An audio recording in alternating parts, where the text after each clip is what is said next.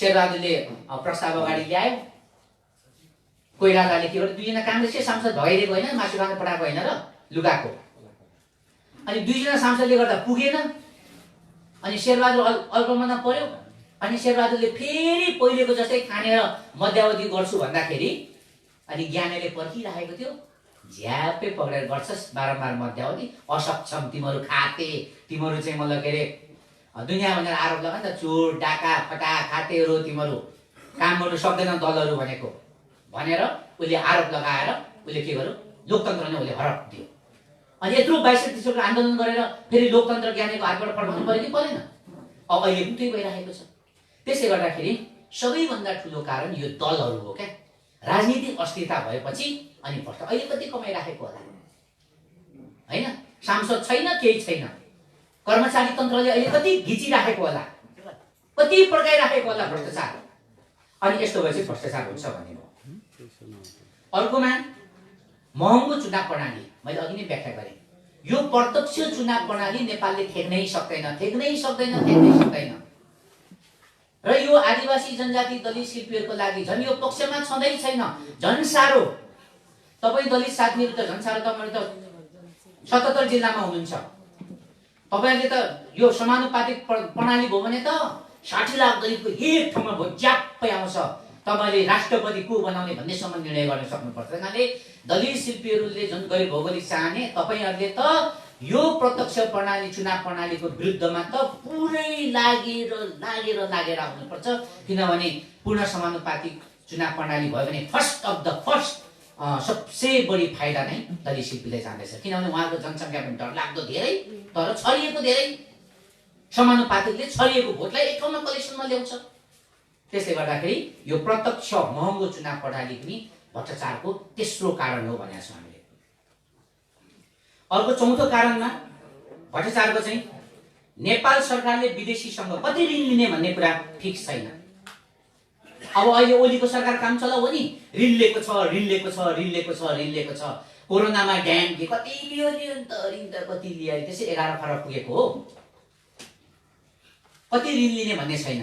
अनि सरकार जान्छ, हराउँछ त्यो सरकार, कहाँ जान्छ त्यो पार्टी, ऋण बित्थामा। अब नेपाली जनता र नेपाली जनताको टाउकोमा चाहिँ हाम्रो टाउकोमा भयो है अब। अनि जब ऋण भएपछि त अनि भ्रष्टाचार सुरु भइगयो नि त। त्यसैले हामीले के भनेका छौँ भन्दाखेरि, तपाईँ हाम्रो प्रस्ताव, कुनै पनि पार्टीको सरकार बन्नुहोस्, 10 करोड मात्रै उसले ऋण लिनु पाउने आफू खुसी, त्योभन्दा बढी हो भने सर्वदलीय समिति सबैलाई सोधेर मात्रै ऋण लिनुपर्छ। किनभने तिर्ने बेलामा सबैले तिर्ने हो भने एकपक्षीय त्यसरी ऋण लिएर हुन्छ भन्ने हाम्रो भनाइ। सबसे भ्रष्टाचार बढ्नु भनेको चाहिँ विदेशबाट कति ऋण लिने भन्ने एउटा सीमा नतोकिनु। मन परी ऋण लियो अनि छोडेर गयो, कति आधीभन्दा बढी खायो, अनि पछि ऋण चाहिँ सबै नेपाली जनताको टाउकोमा युगसम्म बोकायो। यो कुरा चाहिँ स्टप हुनुपर्छ भन्ने हाम्रो भनाइ।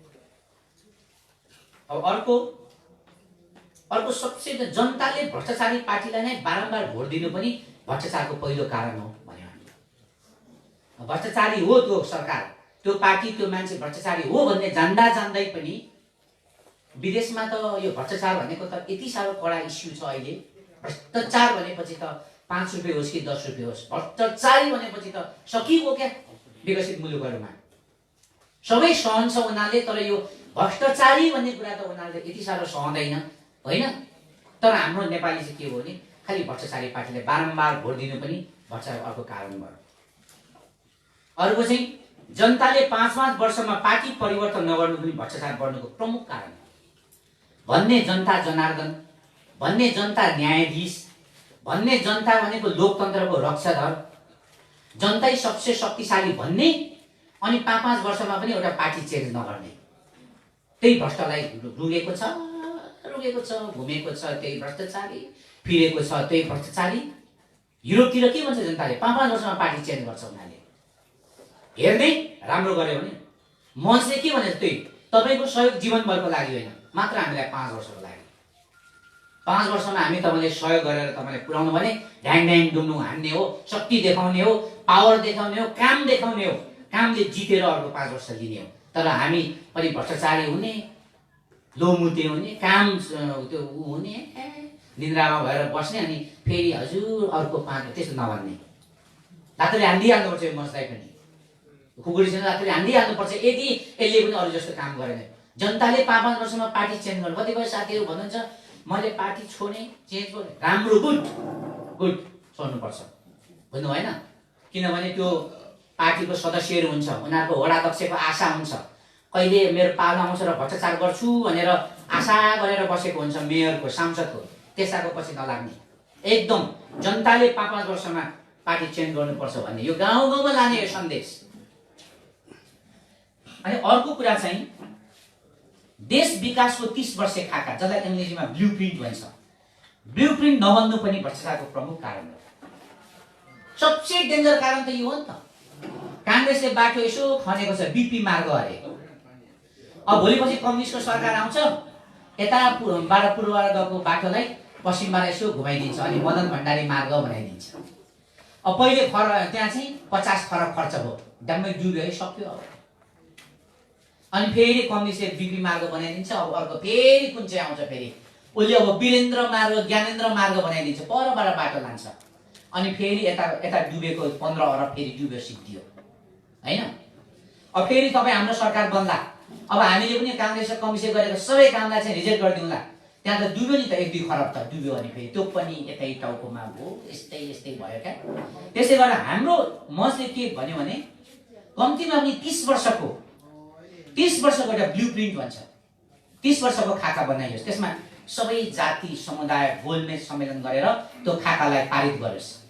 अनि जुनसुकै सरकार आए पनि त्यो खाका अनुसार मात्रै काम गर्न पाइने, नयाँ बाटो बनाउनै नपाइने, नयाँ पुल बनाउनु नपाइने, त के बनाउनु पर्ने हो पहिले त्यो 2-3 वर्ष छलफल गरेर गोलमेजमा ल्याउने, त्यसलाई टक गर्ने। अनि त्यो गोलमेजमा जुन कुरा पारित भयो ब्लुप्रिन्टमा 30 वर्ष खाका, त्यसलाई नै हामीले बनाउँदै लाने।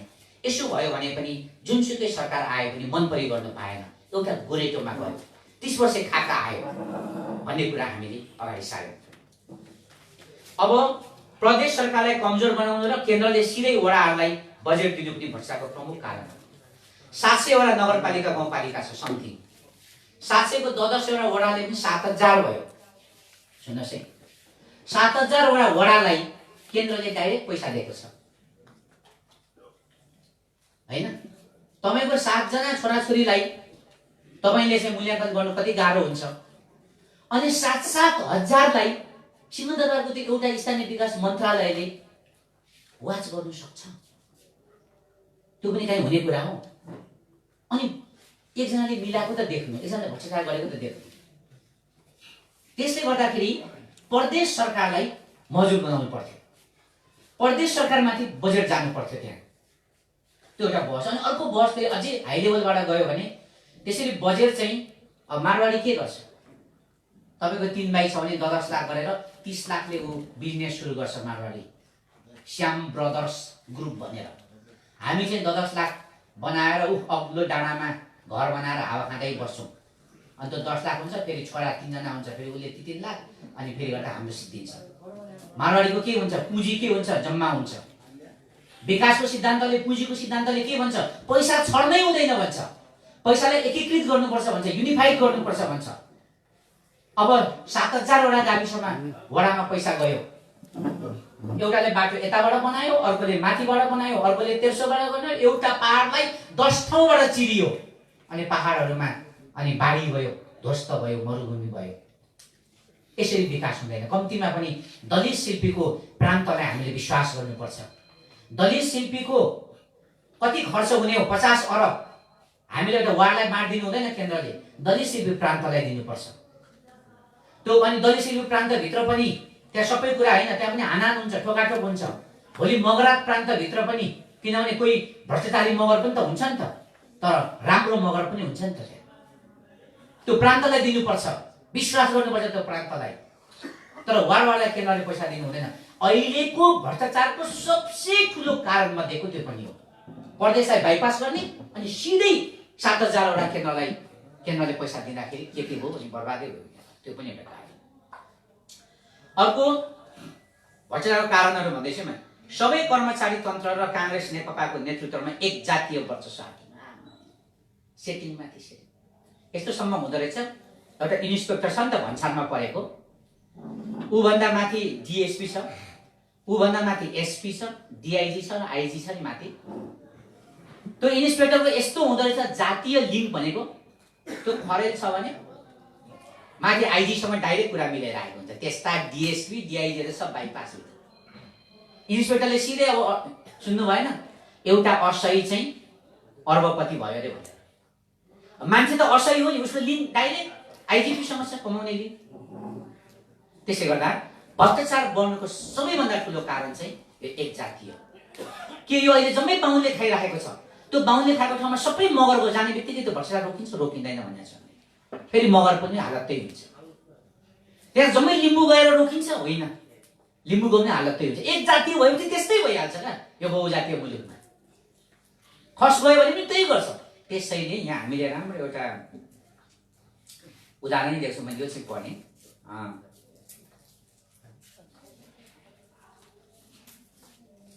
एउटा तपाईँलाई पनि रमाइलो होस् भनेर।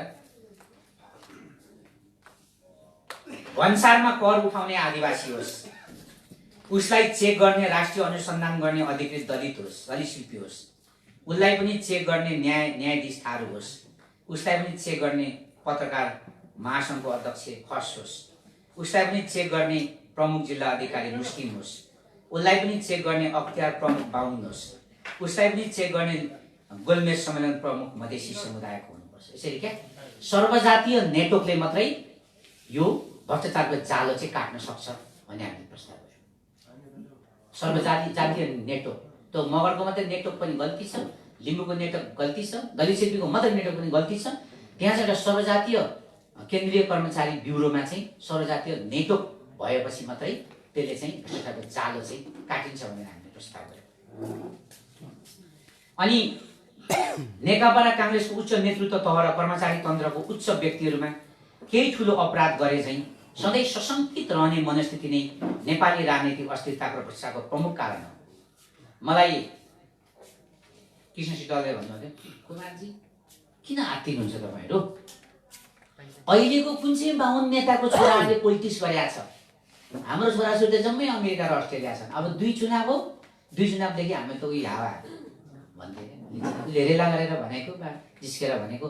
तर प्राय बाहुन नेताको छोराहरू छोरीहरू चाहिँ पोलिटिक्समा चाहिँ अहिले पछिल्लो जेनेरेसनमा चाहिँ त्यति देखिँदैन। त उहाँहरूको मनमा एउटा सशङ्कित क्या खसमाथि अपराध चाहिँ भएकै छ, दलितमाथि अपराध भएकै छ, आदिवासीमाथि थारूमाथि अपराध चाहिँ भएकै छ। यिनीहरू उठे भने चाहिँ गाह्रो चाहिँ गाह्रै हुन्छ है भन्ने कुराले अमेरिकाको पिआर ग्रिन कार्ड लिएर बस्ने क्या सबै क्या असशङ्कित क्या कमाइहाल्ने क्या डाङडुङ कमाइहाल्ने ब्राङबुङ गर्ने। एक दिन न एक दिन यो देशमा चाहिँ अब तमै हुन्छ भन्ने चाहिँ छ क्या उहाँहरूको। फेरि यता हाम्रो मङ्गोल नेसनलको साथी यहाँ आउनुभएको, उहाँले त्यही भनिदिने बाहुन चाहिँ त्यही काँसी जा फाँसी जा भनेर भनिदिने होइन। अनि उहाँहरूमा एक खालको सशङ्कित खालको वातावरण चाहिँ आएको छ। के नेपालको बाहुनहरू त्यसरी सशङ्कित हुनु? के यो मञ्चको जातीय आन्दोलनको हामीले खोजेको त्यो हो त? त्यो पनि होइन। हामीले बारम्बार भनेका छौँ अहिलेको जातीय मुक्ति आन्दोलन बदलावको भावनाले होइन, बदलिने सबै चेन्ज हुनु पर्यो।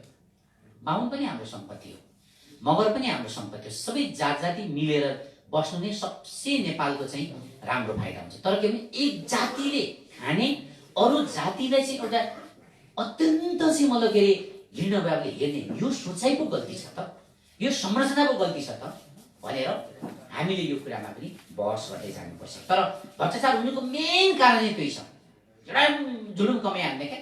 अर्कोपल्ट जितिन्छ जितिँदैन होइन, टुक्रिँदै जाँदैछ।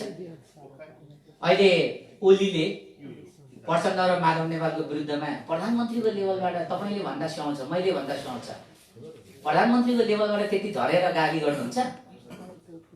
अहिले प्रचण्ड ओलीको बिचको मुख छाडा अहिले सुन्नुहोस् त युट्युबमा, अहिले आजको दिनमा त्यो लेभलको नेताले त्यति साह्रो मुख छोड्नु मिल्छ? त्यो स्तरमा त्यो गिरेर के सुन्नै नसकिने कुराहरू गर्नु मिल्छ? मिल्दैन। त्यो चाहिँ अब विनाशकाले विपरीत अब त सिद्धिने मेलोमा उहाँहरू गइसक्नु भएको छ। तर हाम्रो सहअस्तित्ववादले भन्छ त्यो पनि राम्रो चाहिँ होइन। त्यसरी एउटा जातिलाई हामीले खत्तम गर्न खोजेको होइन। हामी सबै नेपाली चाहिँ यो हामी बदलावको भावले जानु हुँदैन। सहअस्तित्ववाद अघिदेखि भन्ने बित्तिकै सबै जातिको मुक्ति, तर संरचना सबैलाई समेटेर जानुपर्छ भन्ने छ। यो कुरा चाहिँ फेरि धेरै बाहुनले के भन्छ हामी कुमार लिङ्गदेनको नेतृत्वमा बाहुनलाई उठीबास बनाउने योजना भइरहेछ भन्छ। त्यसमा खस पनि मिसेर अरू त गर्यो यो दलित र खसलाई किन उचालिदिएको भनेर पुरा सामाजिक सञ्जालमा खेलो गर्छ होइन। फेरि उकातिर हाम्रै अब आदिवासी साथीहरू चाहिँ होइन कुमार लिङ्गदेनले फेरि गएर छेत्री र बाहुनलाई चाहिँ किन चेप्छ भन्ने कुरा पनि हुन्छ क्या। तर वास्तवमा अस्तित्ववाद नै एकदमै, किनभने हामीले हेऱ्यौँ नि त पञ्चकति उग्र थियो, सबैलाई थाहा छ। मलाई सानो थाहा छ, हाम्रो गाउँबाट शिक्षक हुनुहुन्थ्यो क्या, पञ्चायत कालमा सानो थियो, यहाँदेखि पर हौ निकै पर उहाँले चाहिँ स्कुलमा पिटी खेलाउनुहुन्थ्यो क्या। अनि पर त्यो त निकै टाढो हो नि त, त्यहाँ उहाँले राष्ट्रिय गान भन्नुभयो, सबै विद्यार्थी उठे, यता दाईहरू बसेको थियो, निकै टाढो हो क्या त्यो। अनि भोलिपल्ट त दाईहरूलाई पक्रिनु पुलिस आयो, पञ्चायतहरू। म त हामी त सानो किन अरे भन्दा राष्ट्रिय गान भनेकोमा नउठ्यो भने। अब त्यो त धेरै टाढो नि त, त्यो स्कुल त पर थियो अनि दाईहरू त पर बसिराखेको थियो। अनि बामे भनेर 44 सालमा उनीहरूलाई पक्रेर लग्यो क्या राष्ट्रिय गान। त्यतिसम्म उग्रेको थियो नि त पञ्चहरू भन्दा बुझ्यो क्या। उग्रता टिकेन, राणा टिकेन उग्रता। अब माओवादी साथीहरूलाई पनि हामीले भनेको थियौँ त्यतिखेर, कम्तीमा यो घर झगडा बिहे भएकोमा जाँड रक्सी खाएको कुराहरूमा चाहिँ तपाईँहरूले चाहिँ यो कारबाही नगर्नुहोस्, भाटे कारबाही नगर्नुहोस् होइन। कोही महिला दिदीबहिनीको केस एकदम चिलाउँछ, अब उसको केस चाहिँ चाया हुन्छ, केस काट्दा मात्रै उसलाई सन्चो हुन्छ, अनि किन काटिस् भनेर अनि उसलाई चाहिँ मतलब के अरे हान्ने होइन। कसलाई पेन लाउनु सहिलो हुन्छ, कसलाई के लाउनु सहिलो हुन्छ होइन।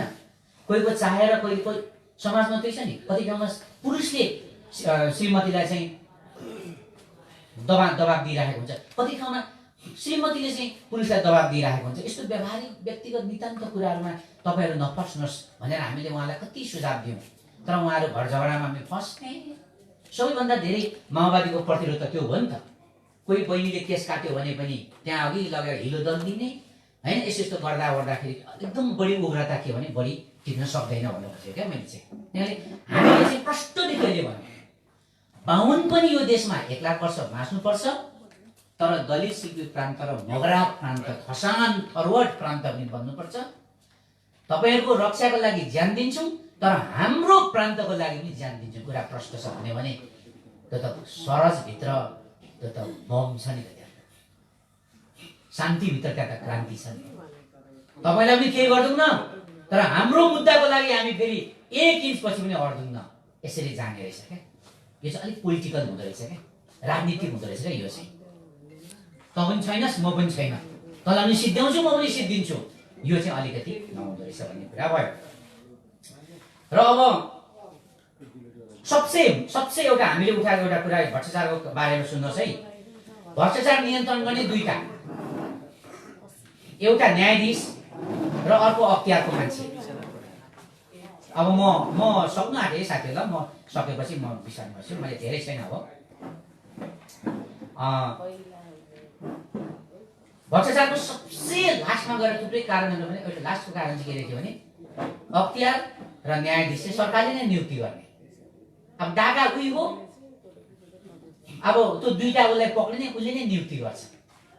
अहिले पछिल्लो झगडा त्यहीबाट होइन त, ओलीलाई जसरी पनि माधव नेपाल र प्रचण्डलाई जेलमा हाल्नु छ, त्यसको लागि न्यायाधीश र निर्वाचन आयुक्त अख्तियार आयुक्त आफ्नो मान्छे उसले नियुक्ति गर्नु छ। अस्तिको कानुनले त्यो दिएको छैन, अनि उसले रातारात संवैधानिक अध्यादेश ल्याएर आफ्नो मान्छे स्वाट्टै नियुक्ति गर्यो। अब माधव नेपाल र ओलीलाई त त्यो ठुलो टेन्सन त भइहाल्यो। अनि शेरबहादुरसँग तँलाई छुँदिन, यो अध्यादेश चाहिँ यो मेरो साथीहरूलाई दनक दिनुको लागि ल्याएको भने उसलाई कन्भिन्स गरिसक्यो। अनि काङ्ग्रेस यस्तै त छ नि, भागभण्डा भनेको। ऊ चुप लाग्यो, उसको मान्छे पनि हालिदियो। अनि अहिले प्रचण्ड र माधव नेपालले एकदम उग्र किसिमले चाहिँ यो उग्र अहिले पछिल्लो पल्टमा यो उग्र कदम उनीहरूले पनि चाल्यो नि त। चाल्नुको कारण के हो भन्दाखेरि अख्तियारमा ओलीले आफ्नो मान्छे हाल्यो होइन त, किन कोही त्यस्तो बनायो। अब ओलीले चाहे अनुसार गर्छ। प्रचण्डलाई जेल त हाल्दैन, ठ्याक्कै विजय बछेदार जस्तो बनाइदिन्छ।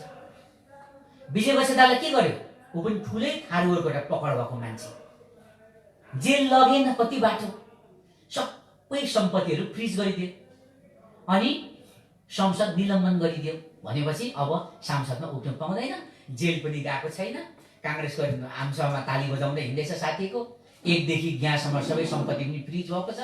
त्यो सर्वसाधारणले कहाँ बुझ्नु र, होइन? निलम्बन भनेको कहाँ बुझ्नु र, सर्वसाधारणले त पक्रेको मात्रै बुझ्छ। अब उसलाई पक्रेको थियो भने थारू साथीहरू के बोल्थ्यो होला, पक्रेको पनि छैन, सांसद निलम्बन गरिदिएको छ, फेरि उठ्नु पनि दिँदैन, सबै सम्पत्ति पनि धोका गरिदियो। प्रचण्डलाई पनि ओलीले त्यहाँसम्म गर्नु खोजेको, जेलै हाल्यो भने त बर्बादै होला, विद्रोह होला। जेल नहाल्ने निश्चित भ्रष्टाचारको केसहरू चाहिँ हाम्रो नमर्सलाई थाहा छ नि त, त्यो सिस्टममा घुसाइदिने। बस ल, सिस्टममा घुसेपछि त त्यो फैसला नभइन्जेल त सबै यता अरू कुरा त जाम भएर जान्छ, ठ्याक्कै अल्झानमा बनाइदिने, केस पुलिसलाई त्यतिकै मारिदिने। त्यसले गर्दाखेरि हामीले यहाँ के प्रस्ताव गर्यौँ भने सबैभन्दा मुख्य कुरा, अख्तियारको आयुक्त र न्यायाधीश चाहिँ सरकारले नियुक्ति गर्न नपाउने, त्यो चाहिँ हामीले अस्ति एउटा गोलमेज सम्मेलन, होइन, एउटा गोलमेज सम्मेलन हामीले बनाऊँ, त्यहाँ सर्वजातीय सर्वपक्षीयको सहमति होस्, राष्ट्रिय सभा जस्तै तर त्योभन्दा शक्तिशाली एउटा गोलमेज सम्मेलन, एउटा आयोग भनेर बनाऊँ, त्यसले मात्रै अख्तियारको मान्छे, न्यायाधीशको मान्छे चाहिँ नियुक्ति गर्न पाओस्। किनभने अनि मात्रै भ्रष्टाचार चाहिँ, भ्रष्टाचार गर्ने सरकार हो, अनि मात्रै उसलाई चाहिँ न्याक्नु सक्छ भनेर चाहिँ यसरी कम्तीमा 10 वटा बुँदा चाहिँ हामीले भ्रष्टाचारको बारेमा उ गरेर हामीलाई लाग्छ नेपालमा भ्रष्टाचारको विरुद्धमा धेरै कुराहरू भए तापनि सङ्घीय लोकतान्त्रिक राष्ट्रिय मञ्चको सानो डकुमेन्टमा भ्रष्टाचारलाई निकै भित्र पहिलोपल्ट यति गहिरो गरी यसलाई खिचेर ल्याइयो होला, होइन? त्यसले गर्दा तपाईँलाई सम्झाउनु, यो त कति महत्त्वपूर्ण कुरा छ। यो 10 वटा काम रोक्यो भने मात्रै भ्रष्टाचार रोकिन्छ। के त्यो अहिलेको पार्टीहरूबाट सम्भव छ होला? सबैभन्दा ठुलो कुरा त जम्मा बजेटको 14 खरबमा 9 अरब कर्मचारी र 3 अरब विकासमा जाँदो रहेछ। त्यो कर्मचारी तन्त्रलाई खर्ब, होइन, 14 मा 9 खर्ब कर्मचारी, 3 खर्ब बजेट विकासमा। त्यो कर्मचारी तन्त्र के अहिलेका एक्जिस्टिङ पार्टीहरूले ध्वस्त गर्न सक्छ? सक्दैन। त्यसको लागि यहाँ बारम्बार भनिएको छ, तेस्रो शक्ति चाहिन्छ। त्यसको लागि दलित, शिल्पी, आदिवासी जनजाति, थारू, मधेसी, मुस्लिम हाम्रो एउटा शक्ति हुनै पर्छ। हाम्रो त्यहाँ हामीले नियुक्ति गरेको मान्छेहरू पनि छैन, हामीले निर्मम निर्णय गरेर लडाईँ लड्न पर्छ। तर त्यो लडाईँ चाहिँ 62-63 को जनआन्दोलनभन्दा ठुलो हुन्छ। त्यसको लागि पनि एकजना लिम्बुवान मात्रै उठेर, मगरात मात्रै उठेर हुँदैन, हामी सबैको एउटा पहुँच बन्नै पर्छ भन्ने कुरा छ। अब म सक्नाले अब यो सरकारले गरेका नियमहरूमा त यो अब जस्तै प्रादेशिक पहिचान विरोधी नामाकरण, मैले अघि भने एकले हामीले रोक्ने कोसिस गऱ्यौँ, थुप्रै छ यो। अब छ मलाई सोधेको एउटा पत्रकारले, यो अहिलेको ओलीको जुन समस्या आउनुमा इन्डियाको कि चाइनाको हात छ भनेर ठुलो पत्र कान्तिपुरको पत्रकार हर्षिसले सोध्नुभएको थियो लेख्ने भनेर। मैले भने यसमा इन्डियाको पनि हात छैन, चाइनाको पनि हात छैन, नेपालको पहाडी बाहुनहरूको अहङ्कार घमण्डको हात छ भनेर मैले भनेको थिएँ। त्यही हो। अब यो सबै यो सरकार उनीहरूले देखाए। अब यो सबै कुरालाई समराइज गरेर मैले यो चाहिँ भन्छु, अनि यति भने चाहिँ मैले सिद्ध्याउँछु। मैले के भने जस्तै यो अन्तिममा तपाईँको 41 नम्बर पेजमा हेर्नुभयो भने यो चाहिँ यो निचोड कुरा, यो चाहिँ संविधान संशोधनमा हामीले के कुरा लगाएका छौँ सुन्नुहोस् है। त्यहाँ म पढ्छु 41 नम्बर पेजको 6.6 मा हेर्नुहोस्। धर्मनिरपेक्षतासँग बाजिने सबै कानुन, मुलुकी ऐनका बुदाहरू खारेज गर। गोरु काटेको झुटा मुद्दामा देशभरबाट पक्राउ परेका हजारौं नेपालीले रिहा गर। अब समस्या यो छ, अब यहाँ धेरै साथीहरू भन्नुहुन्छ क्या हामीलाई, मिलिहाल तिमीहरू पार्टीहरू मिलिहाल पनि भन्नुहुन्छ। अब समस्या छ 5000 भन्दा बढी हाम्रो भाइहरू आदिवासी दलितहरू चाहिँ गोरु काटेको न्युमा पक्राउ पर्ने 5000 जति पुग्या रहेछ। जेल 3 वर्ष 5 वर्ष बसेका। अब जुन पार्टीले यो कुरा उठाउन सक्दैन, नाम नलिउँ, रिसाउनुहुन्छ साथीहरू, पहिचानकै कुरा गर्ने साथीले पनि यो यस्तो अलिक कडा इस्यु चाहिँ उठाउन सक्नुहुन्न। किनभने यो इस्यु उठाउँदा हरेक खालको खतराहरू हुन्छ, त्यो नेतृत्वले त खतरा मोल्न सक्नु पर्यो। तर 1 नम्बरमै हामीले लेखिदिउँ त जहाँ मञ्चले लेख्छ है, यो त भोलि यो हाम्रो घोषणापत्रै हो, निर्वाचन आयोगमा जाने घोषणापत्रै हो। यो 1 नम्बरमा हामीले के भन्यौँ, गोरु काटेको विषयमा पक्राउ परेकाहरूलाई छोड्दे, संसदमा गएर उफ्रिने पहिलो विषय नै त्योबाट सुरु हुन्छ। यो धेरैलाई अब मन पर्छ, अब यो कुरा धेरैलाई मन पर्दैन, यस्तै हो। अब नेतृत्व भइसकेपछि त्यो आँट गर्नु पर्यो, हामीले उठाइदिउँ। अब धेरैले मुखले चाहिँ धेरैले भन्नुहुन्छ तर यसरी रिटर्नली आउँदैन, लिखित रूपमा आउँदैन, लिखितै अब दिने।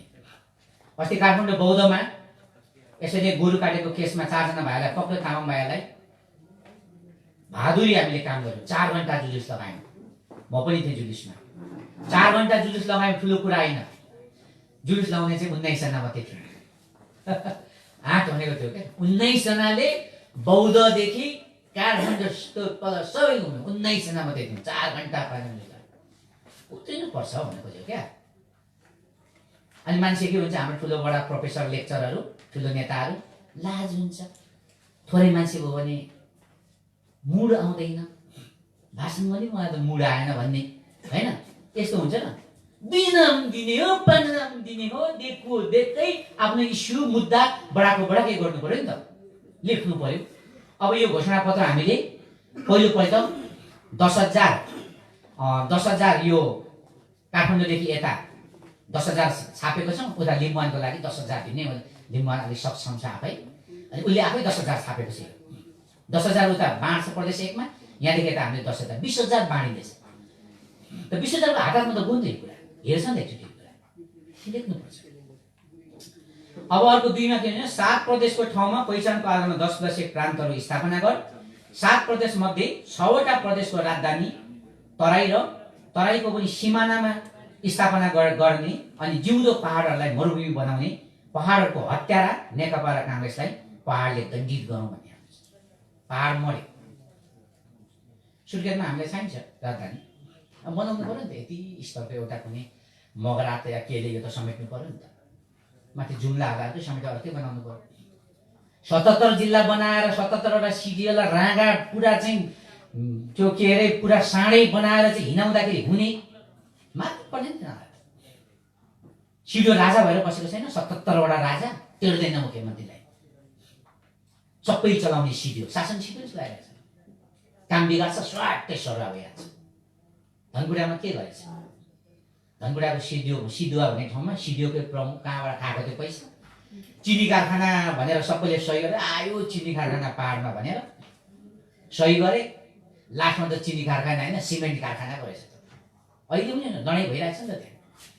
त्यो धनकुटा वरिपरि त्यो माथि त्यो हिले भन्नेमा चाहिँ एकदमै त्यो बन्दाकोपी क्या, त्यो 14 अरबको बन्दाकोपी चाहिँ सिधै अरब राष्ट्र, अरबका राजा राजकुमारहरूले मन पराउने होइन, त्यति चिसो राम्रो नि त्यहाँको।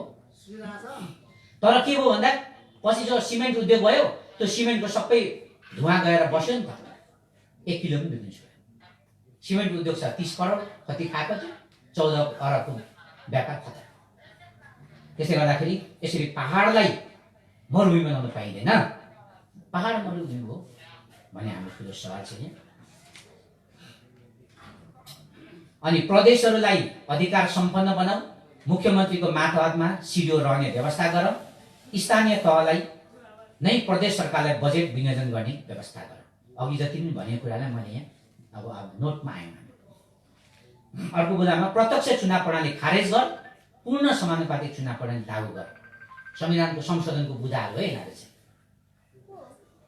अनि 6 गापा र नपा नगरपालिका वार्डहरूमा पनि समानुपातिक चुनाव प्रणाली लागू गर। सबै जनतालाई समेटेर विकास लगायतको कामहरू गर्नुपर्ने स्थानीय तहमा हो, त्यसैले यो तहमा सबै समेटिने पूर्ण समानुपातिक चुनाव प्रणाली अनिवार्य लागू गर्नुपर्छ। वार्डमा चुनाव हुन्छ, एले ल्याउँछ 10,000, बीले ल्याउँछ 9,000, सीले ल्याउँछ 8,000। को विजयी भयो? ए विजयी भयो। अनि हार्नेको भोट दिनुहोस् त, 8 र 9 जोड्दा कति भयो? 17,000। अनि 17,000 जनता बाहिर, अनि 10,000 जनताको शासन चल्दा त कहिले सक्सेस हुन्छ? नेपालमा विकास नहुने कारण त्यही त हो। जहिले त्यो हार्नेहरूको भोट जोड्नुहोस्, जहिले हार्नेहरू बढी बहुसङ्ख्यक बाहिर, अनि अल्पसङ्ख्यकलाई विजयी भनेर फुल अरे, माला अरे, अबिर अरे, के अरे, हुँदैन हुँदैन हुँदैन। नेपाल जस्तो बहुजातीय बहुभाषिक देशमा यसरी बहुसङ्ख्यक मान्छे बाहिर हुने, अल्पसङ्ख्यक मान्छे भन्नु हुन्छ। काङ्ग्रेस उम्मेदवार बाहुन छ भने सबै बाहुनले स्वाट उसलाई दिने। अब हाम्रो आदिवासी जनजाति दलित भने त्यो हुँदैन। कसरी जित्यो मात्रै भन्छु। यता बिल्ला त नेकपाकै छ नि होला, तर बाहुनहरू छन् उता। के यो बाहुनको लागि फाइदा हुन्छ त? फेरि बाहुनलाई नै प्रश्न, अघिको त्यो सामुदायिक समाजवादमा बाहुनलाई नै प्रश्न। तपाईँ बाहुनहरू बाटो हुनुहुन्छ, अहिले तपाईँले बडा ट्रिक खेल्दै हुनुहुन्छ, तर कथम कदाचित तपाईँले खेलाएको गलत ट्रिक आदिवासी जनजाति दलितले चाहिँ त्यो सिकेर ट्रिक खेल्यो भने त तल वडादेखि राष्ट्रपतिसम्म त बाहुन भन्ने त एउटा ब पनि छिर्दैन नि त। के त्यो फेरि राष्ट्रको लागि राम्रो हो? त्यो होइन। त्यसैले यस्तो ट्रिक नखेल्नुहोस्, जो ट्रिक खेल्ने सिस्टम हटाइदिउँ भनेर अघि हामीले धेरै बयान गरेका छौँ। र समानुपातिक चुनाव प्रणाली चाहिँ तल हुनुपर्छ। कम्तीमा काङ्ग्रेसको पनि अलिकति आओस्, मञ्चको आओस्, जनमुक्तिको आओस्, एमएनओको आओस्, वैद्यको आओस्, विप्लवको आओस्, फोकसको, काङ्ग्रेसको आओस्, माधवको आओस्, ओलीको आओस्, अनि सबै मिलेर एक-एकजना सदस्यले फेरि मेयर चुन्ने, अनि त्यो सदस्यले फेरि वडाध्यक्ष चुन्ने। त्यसो गर्दा चाहिँ बहुमतको प्रतिनिधित्व हुन्छ।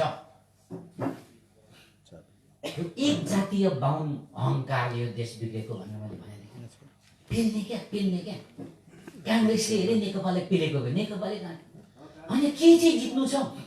मागेर खानु छ, भिख मागेर खानु छ। यो देशमा बजेट बनाउँदाखेरि आधीभन्दा बढी भिखको आशामा बजेट बनाउनु पर्नेछ।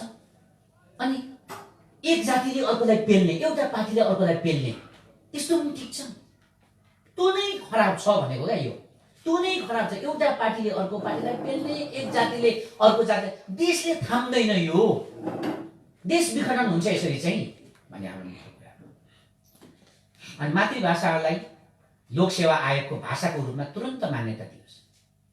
ल ठिक छ, केन्द्रमा अहिले नै हामीले मगर भाषालाई गर्न सकेनौँ, तर रुकुम, रोल्पा जहाँ हाम्रो मगरहरूको बाहुल्य एरिया छ, यहीँ कहाँ मगरको बाहुल्य ठाउँमा हुने कर्मचारीको परीक्षा मगर भाषाबाट लिँदा के भयो? होइन, तामाङको क्षेत्रमा जाने कर्मचारीको भाषा तामाङ भाषाबाट लिँदा के भयो? सबै तामाङ भाषाबाट लिने भन्ने होइन नि त। जस्तै मगराज क्षेत्रको 100मा हामीले भरे 40-50% कति भाषाको, कति जागिर चाहिँ 100 जनाको जागिरमा 50 जनाको जागिर चाहिँ मगर भाषामा ल्याइदिने भन्ने कुरा हो। अनि फेरि बिस्तारै मगरलाई नै फेरि समस्या हुन्छ, मगरलाई नै चुनौती हुन्छ। लिम्बूलाई नै समस्या हुन्छ, लिम्बूलाई नै चुनौती हुन्छ, मौका हुन्छ। लिम्बू भाषामा जाँच चाहिँ लिने होइन, तर त्यो मगर भाषामा जाँच लिने मान्छे चाहिँ मगर, तर उसले मगर भाषा जानेन भने ऊ मगरको कोटामा पर्छ कि पर्दैन भन्ने चाहिँ फेरि मगरहरूलाई चुनौती हो। सुन्नुहोस् है, यो त रमाइलो यो बहस हुन्छ, बहस लामो हुन्छ यो। हामी मगरलाई पनि चुनौती छ, लिम्बूलाई पनि चुनौती छ, आदिवासीलाई। तामाङ भाषाको कोटा खोलिन्छ 100मा 50 जना।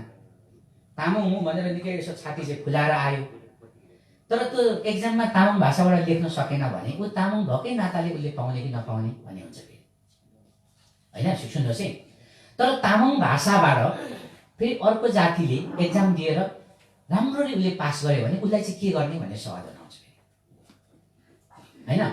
मगरले चाहिँ मगर भाषा जानेन, तर मगर भाषाको लागि छुटेको कोटामा चाहिँ अर्को जातिले राम्रो मगर पढेर उसले मगरबाट चाहिँ सरर परीक्षा लिएर लोकसेवा आयोग मगर भाषाबाट पास गरिदियो भने उसले पाउने कि नपाउने भन्ने आउँछ।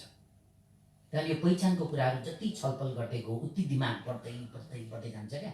अब यो त नसोचेको कुरा हो। मगर सङ्घको आदरणीय धेरै नेताहरू हुनुहुन्छ, यहाँ गुरुङको नेताहरू हुनुहुन्छ, यहाँ खर्च हुने। अब तपाईँहरू पनि छलफल गर्नुहोस्, यो त गम्भीर विषय हो नि त। भोलि मगराज आयो भने, मगराज स्वायत्तता आयो भने सबै होइन 100मा निश्चित कोटा मगरको लागि छुटिन्छ। त्यो चाहिँ भाषा नजान्ने, भाषा चाहिँ खुब बिर्सी टोपल्ने, हिन्दी फिल्म मात्रै हेरिहिँड्ने मगरले पनि त्यो मगरको कोटा खाने हो कि पियर दुःख गरेर मगर भाषा बचाएर मगर भाषाबाट बोल्न सक्ने मगरले मात्रै त खान पर्ने हो। यो चाहिँ फेरि मगरहरूभित्रको बहस हो, गुरुङहरूभित्रको बहस हो, लिम्बूहरूभित्रको बहस हो। यसरी राजनीतिमा बहसहरू गाउँदै जानुपर्छ, त्यसले मात्रै हामीलाई अगाडि बढाउँछ। गम्भीर बहस हो नि त आदिवासीभित्र, होइन? टाई सुट लाउने, लिम्बू कुरा नजान्ने, मगर कुरा नजान्ने, कोटा मगरको खाने, कोटा लिम्बूको खाने, भोलि त्यो दिनमा के गर्ने? ठुलो सवालहरू आउँछ। यो चाहिँ आगामी दिनमा तपाईँ हामीले यो गर्नुपर्ने हुन्छ। अनि त्यसरी लोकसेवाको लागि गरियोस् भन्छ। अब सबैभन्दा दलित शिल्पी गैर भौगोलिक प्रान्तको तुरन्त व्यवस्था गर संविधानमा। अहिलेसम्म दलित शिल्पी समुदायमाथि भएका सबै अन्याय अत्याचार विभेदहरूको लागि युएनओको उपस्थितिमा नेपाल सरकारले दलित समुदायसँग माफी माग र पहिलो चरणमा 1 खरब रुपैयाँ हर्जना दलित शिल्पी समुदायलाई राज्यले दिएर माफी माग भनेको छ। लिखित रूपमा आएको छ, हामी लेखेको छौँ, यो मुद्दा उठाएका छौँ। यो मुद्दा यो गरेको छ अस्ट्रेलियामा 2008 फेब्रुअरी 16 मा तत्कालीन राष्ट्रपति त्यहाँको प्रधानमन्त्री केभिन रडले सारा अस्ट्रेलियाको आदिवासीहरूलाई त्यो उनीहरूको संसद हल अगाडि बोलाएर पुरा यति मिठो कविता जस्तो क्या त्यो तपाईँले उमा हेर्नु होला, नम्बर 7 त्यो के अरे उमा गुगलमा हेर्नु होला, त्यो चाहिँ सरी डे भनेको छ। सरी डे अफ्रिकाको फेब्रुअरी 16 मा हेर्नु सरी डे मान्छ, सरी डे भनेर सरी मागेको छ। त्यो पढ्नुपर्छ क्या, त्यो मनै कस्तो कस्तो हुने गरी सरी मागेको छ क्या त्यहाँको गोरा शासकहरू। र प्रत्येक फेब्रुअरी 16 जस्तो लाग्छ मलाई, त्यसको सरी डे मन पर्छ, छुट्टी हुन्छ त्यो दिन अस्ट्रेलियामा।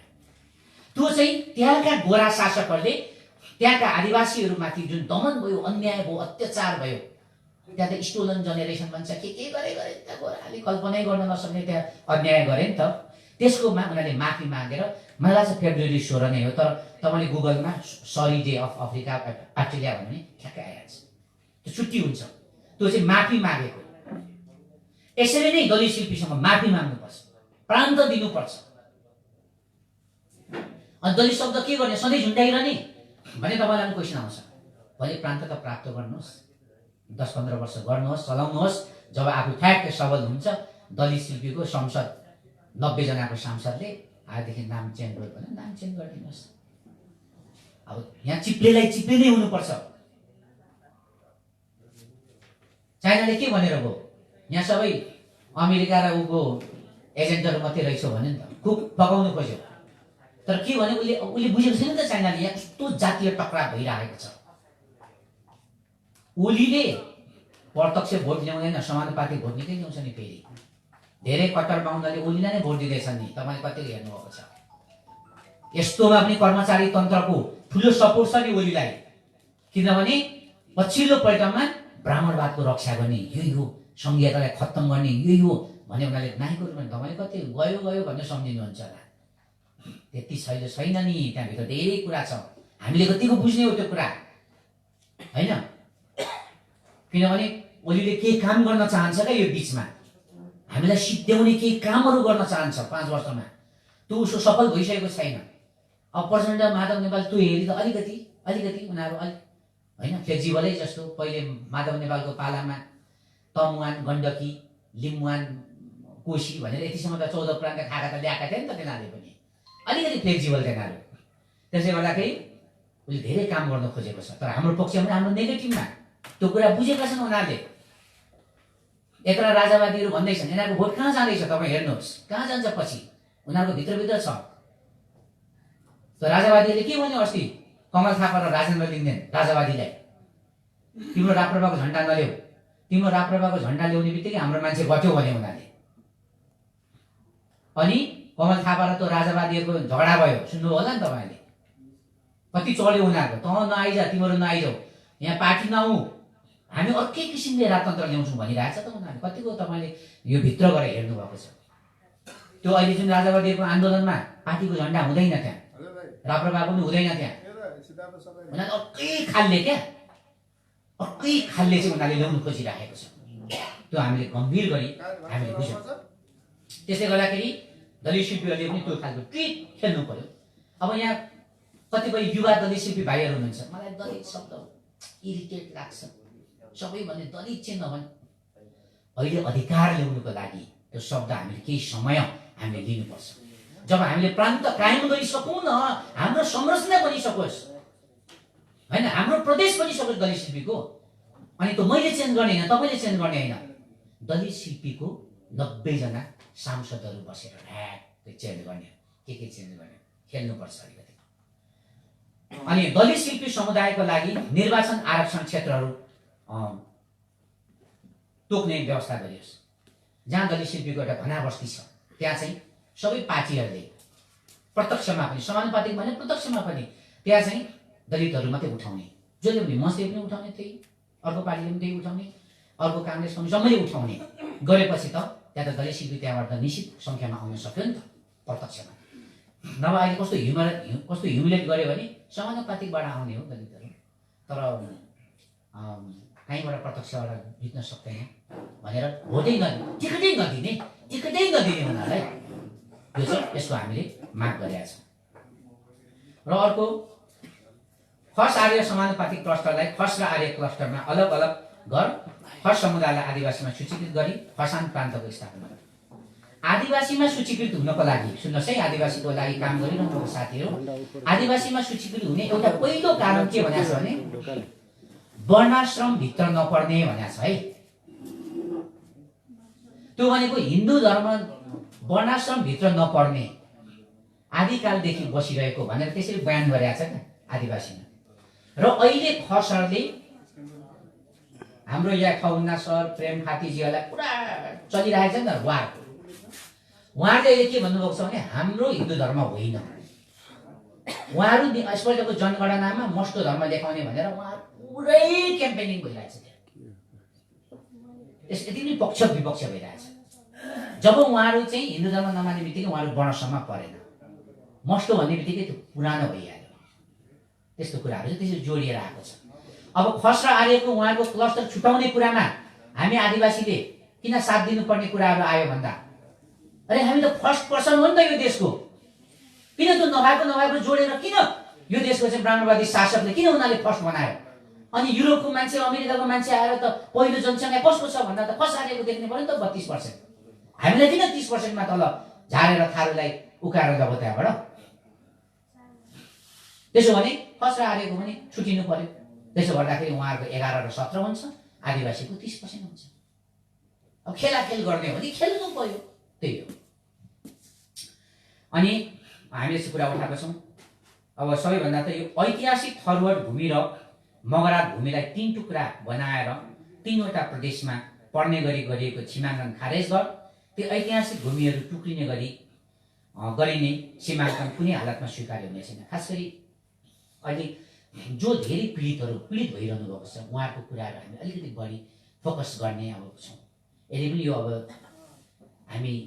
म लिम्बू हुँ र मैले यसको लागि यो ड्राफ्टिङ गरेँ भने पनि लिम्बूको कुरा बढी आउनुपर्ने भन्दा पनि को बढी पीडित छ अहिले? नेवार बढी पीडित, थारू बढी पीडित अहिले, होइन? अहिले दलित पीडित, र यो सीमाङ्कनको हिसाबमा सबसे बढी ठगियो 2टा समूहलाई यहाँ, मगरात र थारूहरूलाई बढी। कैलाली कञ्चनको एउटामा, बाँकेर बर्दिया 6मा जोड्ने कोसिस भइरहेको छ, दाङदेखि उता 5मा छ। थारू त कहिले मुख्यमन्त्री हुने भएन नि त। अब ऐतिहासिक महान जाति मगरातलाई पनि त्यसरी नै टुक्रा टुक्रा बनाइयो यहाँ। यद्यपि पछिल्लो पल्टको आन्दोलनमा सबसे बढी भूमिका योगदान उहाँले गर्नुभयो। त्यसकारणले त्यो मगरात र थरवट टुक्राउनेलाई सीमाङ्कनलाई अविलम्ब सच्या भनेर हामीले अगाडि सार्यौँ। अब राष्ट्रपति, प्रधानमन्त्री र प्रधान न्यायाधीश एउटै समुदाय र लिङ्गको हुनु नहुने भनी संविधानमा नै स्पष्ट लेख्नुपर्छ भनेर।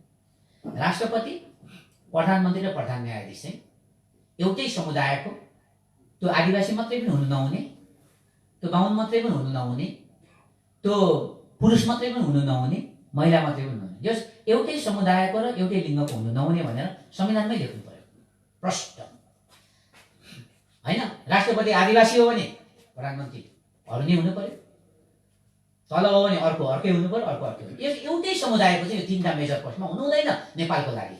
अहिले कस्तो भयो त ल हेर्नुहोस् न,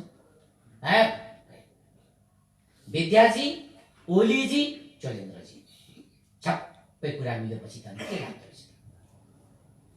अब आर्मी र पुलिसले के भन्छ, हामी त अदालतले जे भन्छ त्यही गर्छौँ। बिचरा उनीहरू पनि अब उनीहरू त फेरि फोर्सको मान्छे हो, उनीहरूलाई त कानुनको मुनि त राख्नै पर्यो नि त। त्यो ठिकै हो नि त उनीहरूको भनाइ। कानुनको अन्डरमा हामी बस्छौँ, अदालतले जे मान्छ गर्छ त्यही गर्छौँ भनेको त त्यो त राम्रै कुरा हो एक किसिमले नेपालको आर्मी पुलिसले। अब अदालतको प्रधान अनि के अरे राष्ट्रपति र प्रधानमन्त्री सबै कुरा मिलेको, सबै सेटिङ भइसक्यो ठ्याक्कै। ओलीजीले जे बोल्नुहुन्छ चोलेन्द्रजीले त्यही बोलिरहेको छ, विद्याजीले त्यही बोल्नु। अब सरकारले ल्याए त मैले नलेखौँ के गर्नु, बा मलाई नै हटाइदिने कि भनेर विद्याले कति मिठो घुमाएर भनिरहेछ होइन। अब बहुमतको प्रधानमन्त्री हुँ म, किनभने बाहिर बाहिर अल्पमत भनेर हुन्छ, तिमीले लेखेर दिएको थियौ नि। त्यसैले 51 सालको गिरिजा र अहिलेको ओली म बराबर हैसियत राख्छु भनेर उसले तर्क दिइरहेको छ। अनि चोलेन्द्रले पनि अब बहुमतले के अरे चुनावमा जान्छु भन्दाखेरि हामीले नजा भने त लोकतान्त्रिक देशमा अदालतमाथि नै क्वेसन चिन्ह आउँदैन भनेर ऊ पनि ट्याक्कै क्या।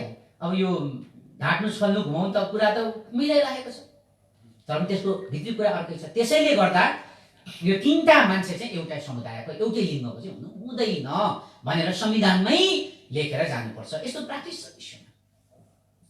प्राय अफ्रिकामा हेर्नुहोस् के छ, काला हप्सी चाहिँ राष्ट्रपति हुँदाखेरि गोराहरू अनिवार्य उपराष्ट्रपति हुने। स्विजरल्यान्डमा श्रीलङ्कामै हेर्नुहोस् चाइनिज प्रधानमन्त्री हुँदाखेरि प्राय राष्ट्रपतिहरू कि मले हुन्छ कि त्यहाँ इन्डियनहरू हुन्छ।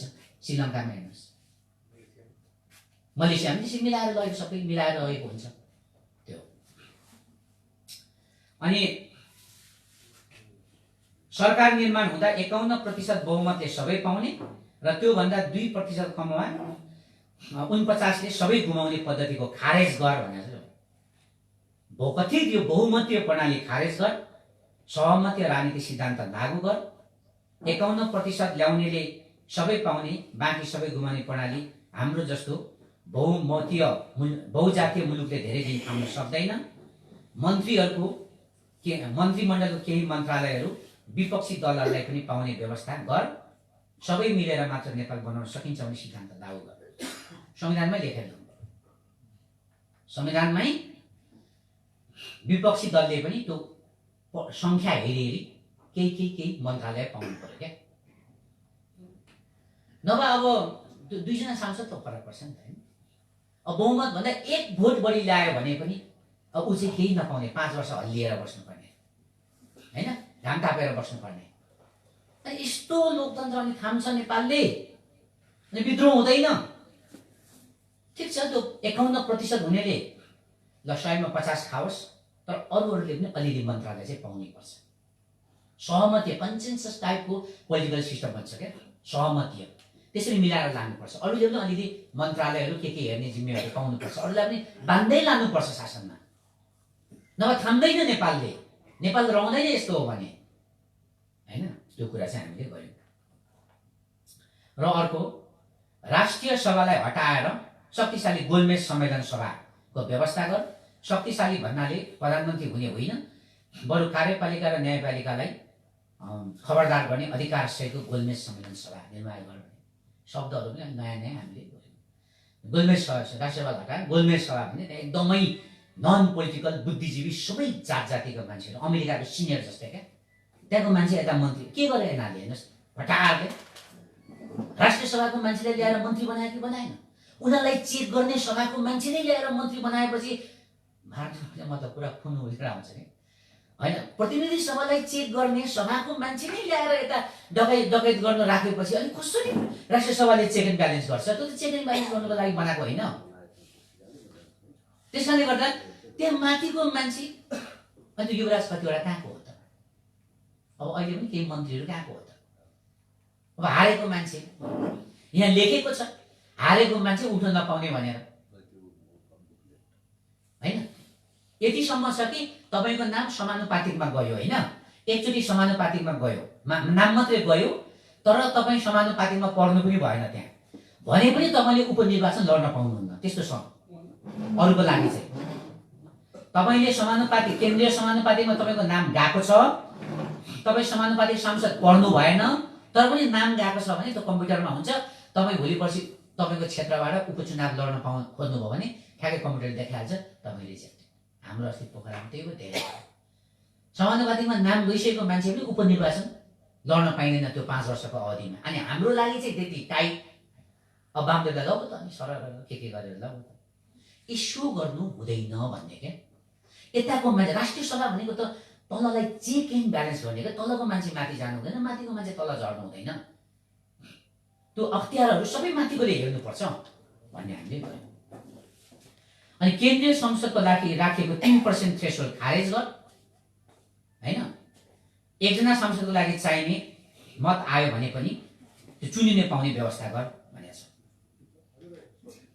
अब यसले के गरेछ 3 लाखमा 2,79,979 भोट आयो भने एक भोटले पाएन नि तपाईको त्यो भोट खार्लाम पनि गल खाए गयो सक्यो अर्थै छैन। 3 लाख पुग्नेमा मैले उदाहरणका लागि 3% हो त्यो 3 लाख भन्दा बढी हुन्छ तर त्यसमा त्यति धेरै हामी त्यो अन्तिममा एक भोटले पुगेन भने पनि अब त्यो 3 लाख त्यो भोट गार्लाम गोलुम गोल खाडेको चुपचाप भएर बस्यो। किन भन्दाखेरि उनीहरूले के गर्छ भने धेरै सुविधाहरू दिएको छ। अहिले प्रदेश सभाको लागि एकजना प्रदेश सभा हामी त प्रदेश सांसद पनि भएकोले थाहा पाउँछौँ नि त सबै। प्रदेश सांसदको लागि उतातिर कम्तीमा उहाँले 50,000 जस्तो तलब स्वकीय सचिवको यताउति गर्दाखेरि लगभग 80,000 जस्तो महिनामा खान्छ प्रदेश सभा।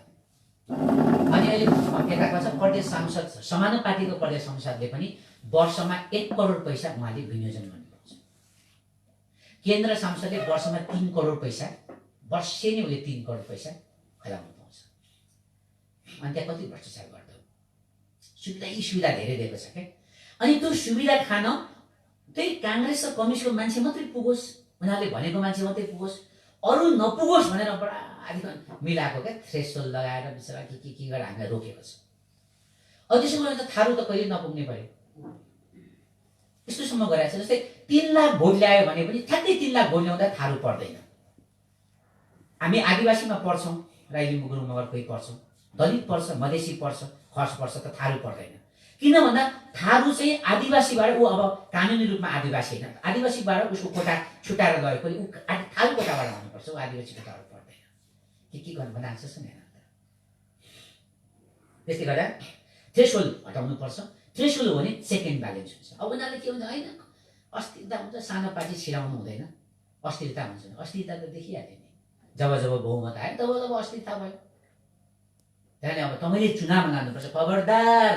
अब अझै यो हामीले यसलाई अर्कै बनाउन आँटेको थियौँ, यो उहाँ पनि गइसकेको थियो, चुनावी घोषणापत्र बनाइसकेको थियो। फेरि ओलीले ब्राङब्रुङ गरेपछि अब यहाँ कहाँ यो पहिलो समर्थन गर्ने नै मञ्च भयो भने त बर्बाद हुन्छ नि। राजनीति घोषणा गरेर चुनावसँग सम्बन्धित धेरै कुराहरू यहाँबाट निकालिदिउँ क्या हामीले। हाम्रो त्यस्तो धेरै कुराहरू छैन। अबको चुनावमा तपाईँले मैले भन्नु त मिल्छ बहुमत होइन सर्वमत, सबै पार्टीलाई भोट देऊ भन्नुपर्छ। बहुमत देखियो नि 51 सालमा देखियो। बहुमत होइन, बहुमत एकदम नेपालको लागि खराब छ। कम्तीमा सबै पार्टी पुग्यो भने त आखिरी जुन पार्टी पुग्यो भने विदेशबाट पैसा लिएर काम गर्नुपर्ने रहेछ क्या त्यो हो भने एकलौटी खानु त पाउँदैन नि त। किनभने बहुमत होइन सर्वमत सबै पार्टीलाई भन्नुपर्छ, हामीले हामी पठाउनुपर्छ भनेर तपाईँले चाहिँ गर्न सुरु गर्नु भएको पनि त्यही हो। धेरै म फेसबुक स्ट्याटस हेर्छु सबै काम गरिन्छ, अब एउटा पार्टीलाई बहुमत चाहिँ नेपालमा कहिले पनि दिइँदैन भनेर प्रायःले लेखिरहेको हुन्छ क्या फेसबुक क्या। सबै काम गरिन्छ एउटा पार्टीलाई खबरदार बहुमत चाहिँ दिइँदैन, भोट बाँडिन्छ भन्छ क्या। भयङ्कर भोट बाँडिनेवाला छ यसपल्ट अबको चुनावमा धेरै भोट बाँडिन्छ। एउटै भोट आउँदैन हो। मान्छे पहिला चाहिँ गाडलाङ बोल्नुहुन्थ्यो नि, त्यो हुँदैन। मान्छेको दिमाग कुरा हो त्यो मनस्थितिमै हामीले पनि व्यापक तयारी गरेर अहिलेदेखि नै अगाडि जान सक्नुपर्छ कि भन्ने कुरा है। अब यहाँ भ्रष्टाचार तल लगाउने अख्तियार आयोग र न्यायालय नियुक्ति चाहिँ त्यो अघि नै भने सरकारले होइन र विपक्षीले पार्टी संसदकोले होइन, त्यो न्यायाधीश र अख्तियार चाहिँ त्यो राष्ट्रिय सभालाई भङ्ग गरेर अख्तियारले गोलमेज सम्मेलन सभा भनेर त्यसले मात्रै नियुक्ति गर्नुपर्छ अमेरिका र सिनियर जस्तै। र त्यहाँको मान्छे तल झर्न पाइँदैन, ऊ मन्त्री हुनु पाउँदैन। यसरी चाहिँ हामीले जान्नुपर्छ भनेर प्रस्ताव गऱ्यौँ। अब जस्तै नेपाल जस्तो भौगोलिक अवस्थामा यस्तो अवस्थामा छ कि पुँजीवाद, साम्यवाद, समाजवाद जस्तो अति एक्सट्रिम दर्शनहरू धान्न सक्दैन, किनकि यो दर्शनहरूको जता अर्थ लगाए पनि अर्थ लाग्छ। त्यसैले नेपालको संविधानले नै सहअस्तित्ववाद, मध्यम मार्ग, सङ्घीय सामुदायिक समाजवाद, मिश्रित अर्थतन्त्र, मध्यम मार्ग भनेर प्रश्न लेख्नुपर्छ। अहिले के भयो हेर्नुहोस् त,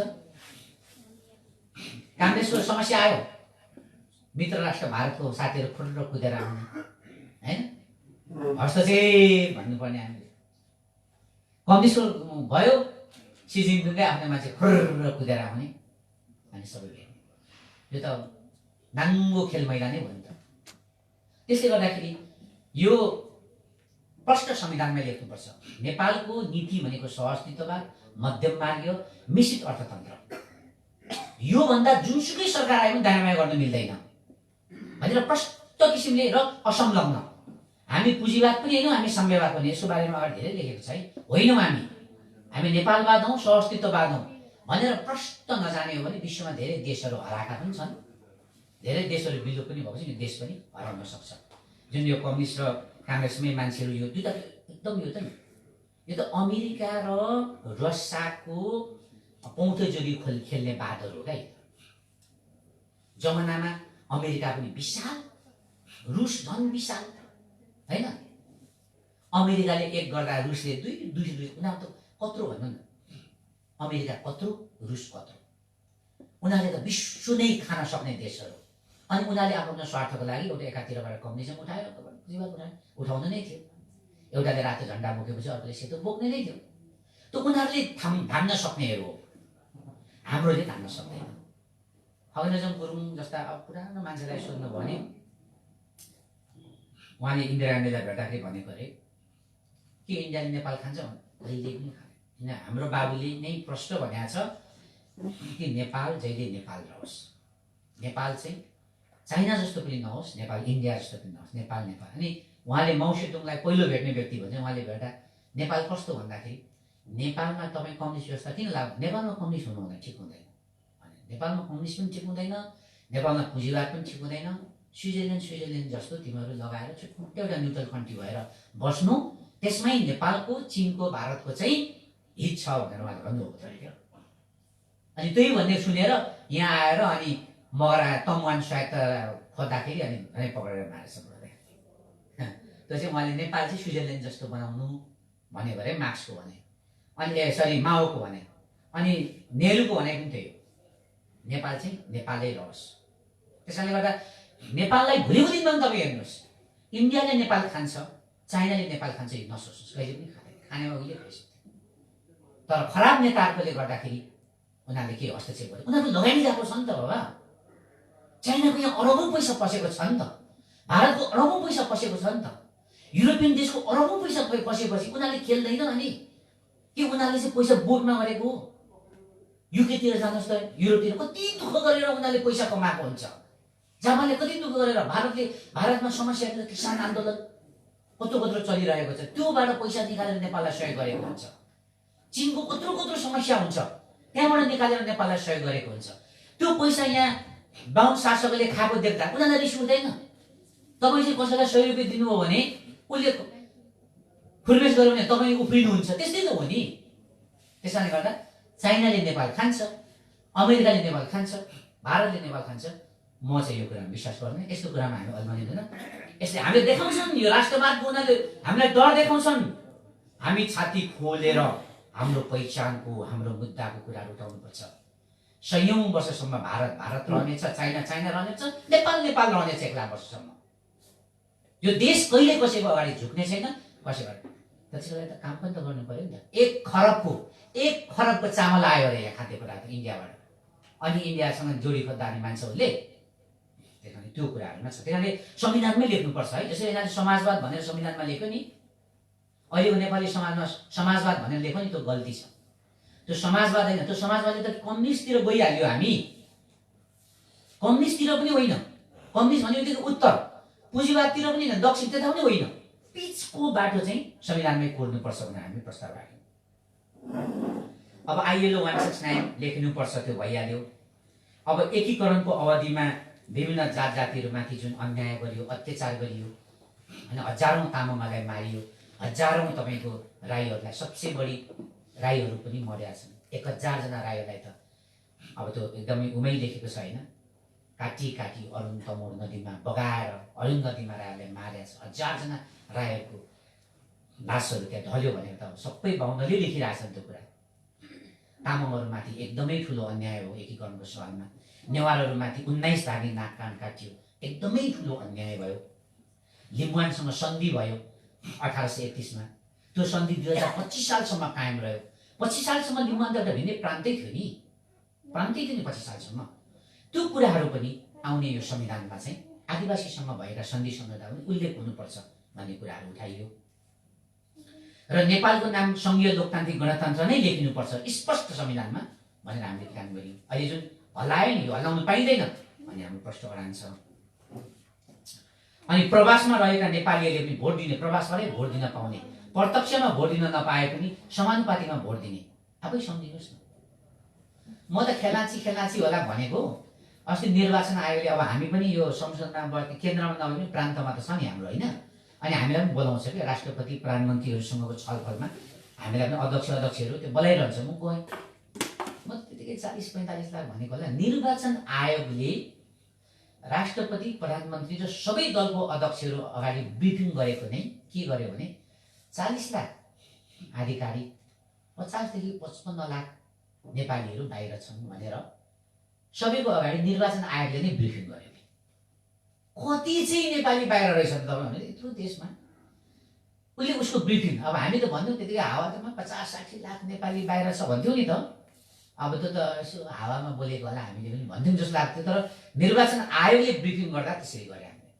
40 लाख आधिकारिक र 40 देखि 50-55 लाखसम्म नेपालीहरू बाहिर रहेको भनेर उसले, र समानुपातिक भोटिङ कम्तीमा निश्चित देशहरूबाट दिनुपर्छ भनेर निर्वाचन आयोग पक्षमा छ। यता दलहरू मान्दैन, किनभने बाहिरको मान्छेले सबै बुझेको छ।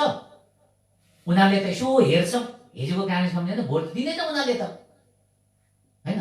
यहाँ त आदिवासी दलित सिक्किम मधेसीहरू त हजारौँ लाखौँको सङ्ख्यामा गएका छन् होइन। र कम्तीमा पनि 40 लाख छ भने कम्तीमा पनि तपाईँको मोर देन 30 लाख जति चाहिँ आदिवासी दलित सिक्किमहरू त्यहाँ गएका छन्। अनि उनीहरूको समानुपातिक भोट कता आउँछ त? निर्वाचन आयोगको तपाईँको कागज लिएर म देखाउँछु। निर्वाचन आयोगले सिफारिस गरेको छ समानुपातिक बाहिरले दिनु पाउनुपर्छ भनेर। हामीसँग पनि पहिले सहमति भयो थियो। उसले सिफारिस गरेको छ, दलहरू बोल्दै अनि उनीहरूको पसिना चल्ने, रगत चल्ने, उनीहरूको श्रम चल्ने, उनीहरूको भोट नचल्ने, यो मुद्दा पनि हामीले उठाएर लानुपर्छ।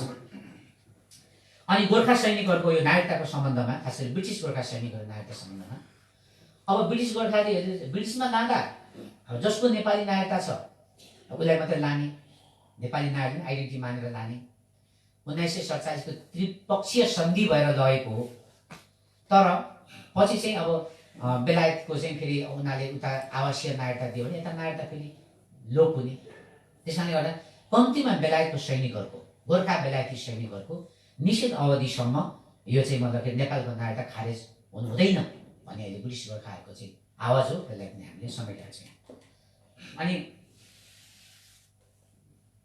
अनि त्यही हो, संविधानमै लेख्नुपर्छ कुनै पनि नेपालको सरकारले 10 करोडभन्दा बढी विदेशी ऋण लिन नपाउने भनेर पनि लेख्नुपर्छ। कोरोनामा हेर्नुहोस् त कति लियो ऋण त, कति ल्यायो त ऋण। अब त्यो बन्देजै छैन। अनि तिर्ने बेला अब चुनाव जितेर ओलीको कहिले सरकार बन्ला, यो विचार गर्नुहोस् त। यसो विचार गर्दा पनि ओली विचारा हामीभन्दा पनि गइ बुझिरहेको हुन्छ। अबको चुनावमा त तपाईँहरू त धेरै पावरफुल भइसक्यो भने ओली विचारा त्यहाँ पुगेको हुन्छ। त्यस्तै हो तानाशाहरू। तर खायो नि त यहाँ त भ्रष्टाचार त, मतलब विदेशी ऋण त ल्यायो नि त अरबौँ अरब। त्यो चाहिँ संविधानमै लेख्नुपर्छ। सरकारले 10 करोडभन्दा बढी ल्याउन नपाउने, त्योभन्दा बढी ल्यायो भने चाहिँ माथि त्यो राष्ट्रिय त्यो अहिलेको गोलमेज सम्मेलन सभासँग स्वीकृति लिएर मात्रै पैसा लिन पाउने भनेर गर्नुपर्छ। होइन भने सकिँदैन हामी ठाउँमा। र विकासको 30 वर्ष खाका ब्लुप्रिन्ट बन्नुपर्छ भनेर संविधानमै लेख्नुपर्छ, ताकि जुनसुकै सरकार आए पनि त्यो बाटो जुन एकपल्ट बनाउने भन्यो भने चेन्ज गर्न नपाइने, त्यसलाई नै अगाडि बढाएर लानुपर्ने। त्यसो गऱ्यो भने देश बन्छ, थाम्दैन देश। त्यही कुरा हो। र स्थायी परराष्ट्र नीति जस्तै अब भारत चाइनासँग हामीले एकदम यो गर्ने भनेर संविधानमै लेख्नुपर्छ। यसरी काङ्ग्रेस पुग्दा आफ्नै उसले बयान गर्ने, कम्युनिस्ट पुग्दा आफ्नै बयान गर्ने, हामी पुग्दा आफ्नै किसिमले बयान गर्न थाल्यो भने सानो देश फिस्किक्क हुन सक्छ। यो त सत्यतामा मात्रै टिकेको छ, हतियारले होइन नि त। यो त एउटा इतिहास र एउटा सत्यता एकदम मान्यतामा टिकेको छ देश। त्यसले गर्दा हाम्रो एउटा स्थायी परराष्ट्र नीति हुनुपर्छ भनेको छ।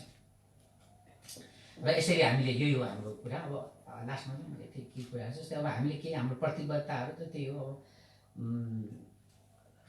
अब हामी त्यही छ, हामीले एउटा प्रतिबद्धता चाहिँ के भन्छ भने थुप्रै कुराहरू छ। एउटा चाहिँ बाहुनहरूले 11 खरब ऋणमा देशलाई डुबाइदियो, 11 खरब ऋणमा डुबाइदियो। अब 10+1 प्रान्त बनाएर आदिवासी दलित शिल्पी खर्चले 1 खरब हामी तिर्ने र बाहुनले डुबाएको देशलाई हामी 11 प्रान्तले 1 खरब 10 वर्षमा तिरेर नेपाललाई ऋणमुक्त बनाएर सन्चो बनाउने, एउटा विश्वबाट ऋणमुक्त देश बनाउने। एउटाले भन्थ्यो धन नकमाए पनि ऋण चाहिँ नकमाइदेऊ न भन्थ्यो क्या, होइन? कम्तीमा पनि धनी नहोइस् होला, तर ऋणबाट चाहिँ हामी चाहिँ मुक्त हुने। ऋणमुक्त भयो भने हाम्रो पासपोर्टको सङ्ख्या बढेर आउँछ, हाम्रो पैसा ठुलो हुन्छ, विश्वमा हाम्रो इज्जत बढ्छ, होइन? हामीलाई क्यानाडाले हामीलाई भिसा दिन थाल्छ, हामीलाई सिङ्गापुरले भिसा दिन सक्छ, हामीले त्यही किसिमको अर्कै खालको इज्जत हुन्छ, अर्कै खालको व्यवसाय हुन्छ, होइन? हाम्रो सामानहरू विश्वले किनेर लान सक्छ। अनि विश्वको 1, 2, 4, 5वटा नम्बरमा देश पर्छ। अनि विश्वमा भिजिटिङ यात्रीहरू कहाँ आउने भन्दाखेरि नेपाल पनि इज्जत हुन्छ, नेपालमा पनि घुम्न आउने हुन्छ।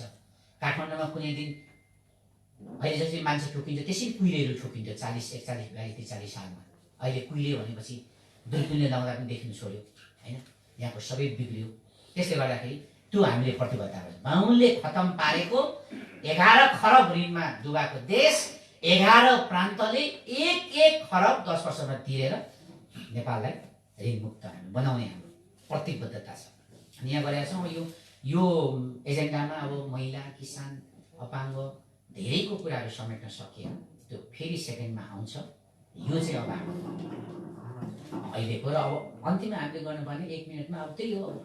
के गर्ने, अब हामी त त्यही भन्छौँ, गठनहरू गर्दैछौँ, आउनुहोस्, होइन? धेरै दिन हामी नपर्खौँ, होइन? विश्वास गरागर गरौँ, होइन? यो सङ्घीय लोकतान्त्रिक राष्ट्रिय मञ्च एउटा पार्टी मात्रै भएको भए चाहिँ तपाईँलाई म पनि त्यस्तै हो, छु होला भन्थेँ होला है तपाईँ। तर म चाहिँ सङ्घीय लिम्बुवान मञ्चको पनि अध्यक्ष हो। सिङ्गो लिम्बुवान आन्दोलन त्यहाँको शहीद त्यो मेरै नेतृत्वमा भएर अहिले त्यो आन्दोलन अगाडि बढेको। त्यसले गर्दाखेरि यो मञ्चको मात्रै अध्यक्ष भए त म 2-4 अरब कुम्लाएर कहीँ विदेश जान सक्दैन, तर लिम्बूहरू विश्वभरि छरिएको हुनाले मलाई जहाँ भएछ नि त्यहीँ 2 टुक्रा बनाइदिन्छ उनीहरूले। उनीहरूले के भनेका छन्, अगाडिबाट जाने दिएर साथ दिन्छौँ, दायाँमा गऱ्यो भने तिम्रो 2 टुक्रा भनेर काटिदिन्छु भनेको छ। त्यो हो सवाल। मैले त्यो भन्छु, म सङ्घीय लोकतान्त्रिक राष्ट्रिय मञ्चको या कुनै एउटा पार्टीहरू हुन्छ नि अहिले पार्टीकै मात्रै केन्द्रीय सदस्य अध्यक्ष हुने त लुक्दै सहिलो छ, होइन? तर एउटा भूमिको आन्दोलनको अध्यक्ष हुनु, एउटा भूमिको आन्दोलनको नेतृत्व हुनु, त्यो भिन्नै कुरा छ त्यहाँनिर, होइन? एउटा लिम्बुवान जो सिङ्गो एउटा चाहिँ मलाई के अहिले चाहिँ त्यहाँका एकात्म ब्राह्मणवादी शासकहरूसँग हामीले टक्कर गरिराखेका छौँ। किनभने हाम्रो इतिहास फरक छ, होइन? हाम्रो इतिहास एकदम फरक छ। हामी एक्लै नसक्ने पर्यौँ, हामीलाई साथीहरूको जरुरत हुने भयो। दलित शिल्पी र हाम्रो मिल्नुको स्वार्थ अरू के पनि होइन। दलित शिल्पी प्रान्त पनि आउँछ, लिम्बुवान पनि आउँछ, मगरात पनि आउँछ, उता खसान पनि आउँछ, लिम्बुवान पनि आउँछ। यो एकजुट भएर जान मात्रै हुने हो, किनभने संविधानले पनि त्यस्तो गरेर गयो। अर्को केही सम्भव गरेको छ थाहा छ? त्यो समानुपातिको केन्द्रीय समानुपातिक अलिक 30भन्दा बढी सङ्ख्यामा भर्यो भने यो माथि यो 2-4 उताको पश्चिमको सुदूरपश्चिमको माथिल्लो जिल्लाको अनिवार्य त्यहाँ चाहिन्छ समानुपातिक उम्मेदवार। के बनाएको छन् क्या यहाँनिर, होइन? त्यो एउटा मात्रै जातिको त हुँदैन, कम्प्युटरले फालिहाल्छ त्यो। अनि त्यही कारण हामीलाई एउटा मिल्नुपर्ने बाध्यता गरेको छ र त्यसको लागि हामी यो प्रदेशमा हजुरहरू आएको छौँ, होइन? अब अन्तिममा अब हामी त त्यही चाहन्छौँ, एउटा सङ्घीय लोकतान्त्रिक राष्ट्रिय मञ्चको प्रदेश नम्बर 6 एउटा कमिटी गठन गरिदिउँ, हजुरहरू बस्नुहोस्, होइन? कम्तीमा पनि 100 जनाको बन्यो अरे भन्दाखेरि दामी हुन्थ्यो होइन, मान्छेलाई एउटा मेसेज हुन्थ्यो, हेरिरहेछन्। किनभने म यहाँ आएको त सबैलाई थाहा भइहाल्छ, सुरक्षा निकायको हिट लिस्टमा कुमार लिँदैन भनेको, यसले कहाँ कहाँ बिगार्दै जाँदैछ, कहाँ कहाँ भत्काउँदै जाँदैछ होइन। अब यो त सिम्पल कुरै भइहाल्यो त्यो त होइन। यो कुमार लिँदैको नेता मैले उनीहरूलाई भनेको छु, म त्यो होइन होइन, म त्यो होइन। नेपालको अरू आदिवासी नेता, अरू मान्छेहरू जस्तै मात्रै कुमार लिँदैन हो भनेर सोच्यो भने यो देशको सत्ताको लागि म त्यो अरू होइन है। मैले बारम्बार छु, किन मेरो मनमा एउटा आगो बलेको छ, त्यो छुट्टै आगो बलेको छ। त्यो आगो त्यो निश्चित ठाउँमा पोखिनेवाला छ। किनभने म त्यो अरू मान्छे होइन, म यति भन्दैछु। त्यो कुरा लिम्बुवानी जनताले विश्वास गरेका छ। त्यसैले त्यत्रो एउटा भूमिमुक्तिको आन्दोलन मैले नेतृत्व गरिराखेको छु। त्यसै गर्दाखेरि अब यहाँ आएको छ, यसको कुरा कति बिकुन त त्यहाँ भन्ने पनि कुरा हो। म तपाईँलाई ब्ल्याकमेलिङ गर्न खोजेको होइन, यो रियल कुरा पनि हो। किन गरिराखेको छु अहिले अब 6, 7, 9, 10वटा कार्यक्रम त फेरि यस पछाडि पनि छ। र त्यस उसले गर्दा एकपल्टलाई होइन, यसपल्ट किन म तपाईँलाई फोटो देखाउन सक्छु नि त। अमेरिकाको भूपू राष्ट्रपति जिमी कार्टर आउनु भएर काठमाडौँमा आउँदा उहाँले मलाई बोलाएर भेट्नु बोलाउनु, कुमार लिँदैनसँग भेट्छु भने। उहाँ र मेरो मात्रै आधी घन्टा कुरा हो जिमी कार्टरसँग, फोटो पनि छ मेरो फेसबुक राख्छु। अनि धेरै लामो कुरा भयो उहाँसँग कि पश्चिमी देशहरू, अमेरिकाहरू यहाँको आदिवासी दलितहरूको समस्याको बारेमा तपाईँलाई थाहा छैन के हो। जहिले पनि यहाँको गाउँलाई मात्रै तपाईँले साथ दिनुपर्ने, पैसा भोग्टाउने के हो। म त त्यही हुन्छ, चिनलाई गर्दा त्यही भन्छु, भारत सबैले त्यही भन्छ। के हो तिम्रो त बेलुनमा पैसा भोग्टाइराखेको छौ, त्यो शिवले स्वास्थ्य दिन जान्छ, वी आर द खास नेपाली हामी हो भन्ने झसङ्गै हुन्छ, हो र भन्छ।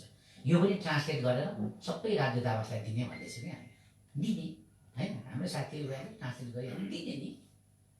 त्यसले गर्दाखेरि जिमी कार्टरले के भन्नुभयो भने सबै कुरा थाहा छ कुमारजी, नेपालको बारेमा हामीलाई A to Z थाहा छ। किनभने नेपालमा आउने पहिलो विदेशीहरू मध्येमा अमेरिकन रहेछ नि त। अमेरिकन धेरै पहिलेदेखि नै हामीलाई सबै थाहा छ। तर तपाईँ उत्पीडितहरू अलिकति एकजुट किन हुनुहुन्न होइन। तपाईँहरू अलिकति एकजुट भएर आन्दोलनमा या शान्ति प्रणाली चुनावमा किन जानुहुन्न। तपाईँहरू देखिने गरी आउनुहोस्। उहाँले कुमारजी अब अहिले शीतयुद्ध छैन, शीतयुद्ध सित्यो विश्वबाट।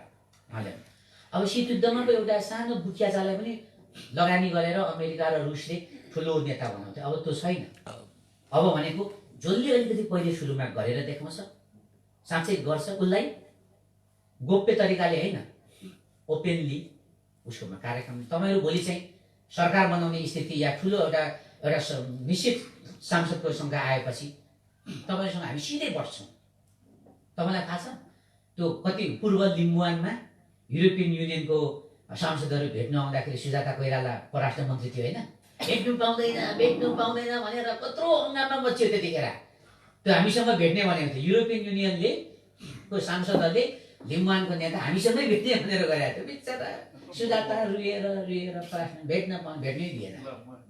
अनि पछि बेलायतको राजदूत अनि फेरि गोप्य तरिकाले हामीसँग भेट्न आउँदा मैले त्यही भने राजदूतलाई, के हो एम्बेसडरजी, तपाईँसँग बन्दुक बोकेर लड्ने हाम्रो बाबु बाजे पुर्खा देख्नु न, तपाईँ पैसा चुनावमा मात्रै घोप्टाउने भनेपछि हो यो वास्तवमा यो केही चाहिँ भएको छ, कमी कमजोरी हामीबाट भएको छ भन्ने नै उनीहरूको रियलाइज छ। तर अर्को कुरा तपाईँहरू पनि राजनीति रूपमा अब हामीले देख्ने भनेको के गर्ने, उनीहरूले निच्च दाँत देखाउँदै भन्छ के गर्ने त, अब भ्रष्ट भन्नुहुन्छ, अब हामीले जिताउँछ त के गर्ने भन्छ क्या उनीहरूले। मैले सुनेको छु बाउले त्यसरी भनेको भोलि भाषा। त्यसलाई हामीले पनि अब कसैलाई गाली गरेर मात्रै होइन, एउटा विकल्प दिउँ। कम्तीमा तपाईँले प्रदेश 6मा को लागि तयारी हुनुहोस्, को सांसद समानुपातिक उठ्ने, को प्रदेश उठ्ने तयारी गर्नुहोस्। हाम्रो कुरामा तपाईँ दिक्क लाग्ने गरी सुर्खेत आउँ, तपाईँले बोलाउँछ, त्यही जुन दिन बोलाउनुहुन्छ नि बोलाएको 14 घन्टाभित्रमा दिक्क लाग्ने गरी हामी आउँछौँ। कुन गाउँमा लानुहुन्छ हामी, दिक्क लाग्ने गरी तपाईँको घरमा आउँछौँ हामी। त्यो होइन क्या हिजो एकचोटि आउने निस्केर जाने फेरि त्यो होइन क्या अहिलेको जेनेरेसन, त्यो होइन क्या। एकदम आगो बलेको छ यहाँ मनमा।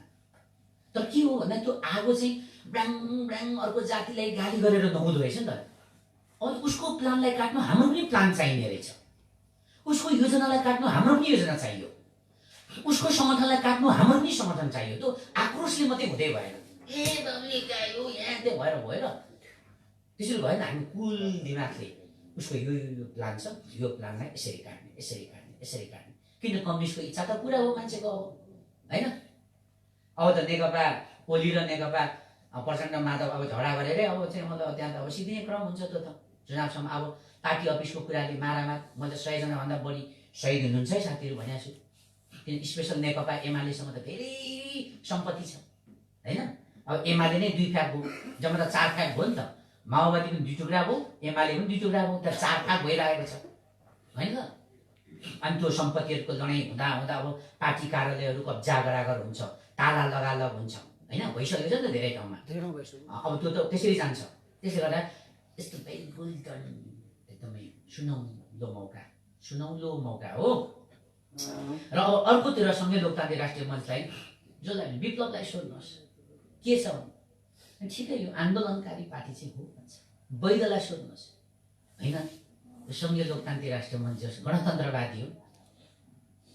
बादललाई सोध्नुहोस्, किनभने उहाँहरूलाई हामीले समाउँदा दोस्रो संविधान सभाको चुनाव हामीले कति चाहिँ मतलब के अरे सशक्त गरी हामीले लिम्बुवानमा हामीले बहिष्कार गऱ्यौँ। हाम्रो 8, 9, 10जना सभासद जित्यो त्यतिखेर। उहाँलाई प्रचण्डजीलाई सोध्नुहोस्, प्रचण्डजीको 30 दल हुँदा प्रचण्ड हार्नु भएको थियो। कुमारजी एउटा आमसभा गर्नुपर्ने हो, कहाँ भनेर इटरीमा गरियो 30 दलको कार्यक्रम। उहाँ आउनुभयो भने बादल आउनु, फेरि मिटिङ कुमारजी एउटा पहाडमा गर्नुपर्ने भयो एउटा कार्यक्रम, त्यसै भन्नु उहाँले। अनि कहाँ गर्नु आउनुहुन्छ तपाईँ? ल म पनि आउँछु, सबै नेतालाई लिएर आउँछु मेरो प्रतिबद्धता भनेपछि हाम्रै पदमा फिदिङको एउटा चर्चित आमसभा भएको थियो सङ्घीयवादीको। सबै प्रचण्डदेखि लिएर सबै 8, 9 जना, उपेन्द्र यादवदेखि लिएर विजय कक्षेदारदेखि लिएर सबै नेताहरू 5 मा हामीले पुऱ्याएको थियौँ। त्यहीँबाट 30 दलको आन्दोलन चाहिँ फेरि रातो भएर गएको थियो। त्यहाँदेखि प्रचण्डजीलाई सोध्नु भने पनि मञ्च चाहिँ कस्तो हो भन्दाखेरि उहाँले पनि भन्नुहुन्छ यो चाहिँ रियल लागेको टिम हो भने यति गुडविल चाहिँ छ है, यसको यति गुडविल चाहिँ छ, यो चाहिँ म तपाईँहरूलाई भने। र म फेरि पनि होइन, अब महेन्द्र सर हुनुहुन्छ, महेन्द्रजी अब हाम्रो शर्मिलाजी मार्फत उहाँसँग चिन्जान भयो। अब हाम्रो गणेशतिर पहिले नै हामीले चिनेका थियौँ इटलीतिरै उहाँ व्यापारको सिलसिलामा आउँदा। अनि हामीले प्रदेश जुम्लामा 1 वर्ष अगाडि गएर कार्यक्रम गऱ्यौँ, तर 1 दिन मात्रै कार्यक्रम भयो। माग भइरहेको छ भन्ने छ गणेशजी। जुम्ला अब एकदम तातिने स्थिति छ। अहिले हाम्रो इन्चार्ज कर्ण सुनारजी मात्रै जुम्लाबाट आउनुभएको छ, जाँदैछ। अब खसान राष्ट्रिय समर समिति आरबिएस अघि ठौनाजी र हाम्रो सहकार्य छ, उहाँहरूले र दलित शिल्पीले गर्ने। अब यसमा अब हाम्रो मगर समुदायको आदिवासी समुदायको साथीहरू पनि मिसिने हो भने त कब्जै हुने रहेछ नि त। 6 नम्बर त कब्जै हुने रहेछ, 7 नम्बर कब्जै हुने रहेछ। अब थारूहरूसँग हाम्रो त्यो अब सहकार्य भइ नै हाल्छ, किन हामी गरि नै राखेको छौँ। तर सबैभन्दा दुःखको कुरा यहाँ लक्ष्मणजीलाई पनि त्यहाँ गरेपछि पो यहाँ अलिकति उ भयो। उहाँले गरिरहनु भएको छ, मैले कल गर्नु भएको छुइनँ। आज पनि थियो त्यो रेशम थारू छुटाउने सङ्घर्ष समितिको 5 जनामा मलाई पनि राख्नुभएको छ। त्यति भित्रको उहाँले ठान्नुहुन्छ, होइन? त्यो हरेक कोणमा त्यहाँ हामी थलोको आन्दोलनमा छौँ। उहाँहरू टाढो हुनु न हामीबाट। प्रदेश नम्बर 2 को त त्यहाँ एउटा हरिनन्दन रञ्जन भन्ने युवा हुनुहुँदो रहेछ, कस्तो बहु प्रतिभाशाली, होइन? युवा, हामीभन्दा धेरै युवा, कति साह्रो छ एउटा गाउँमा पकड भएको।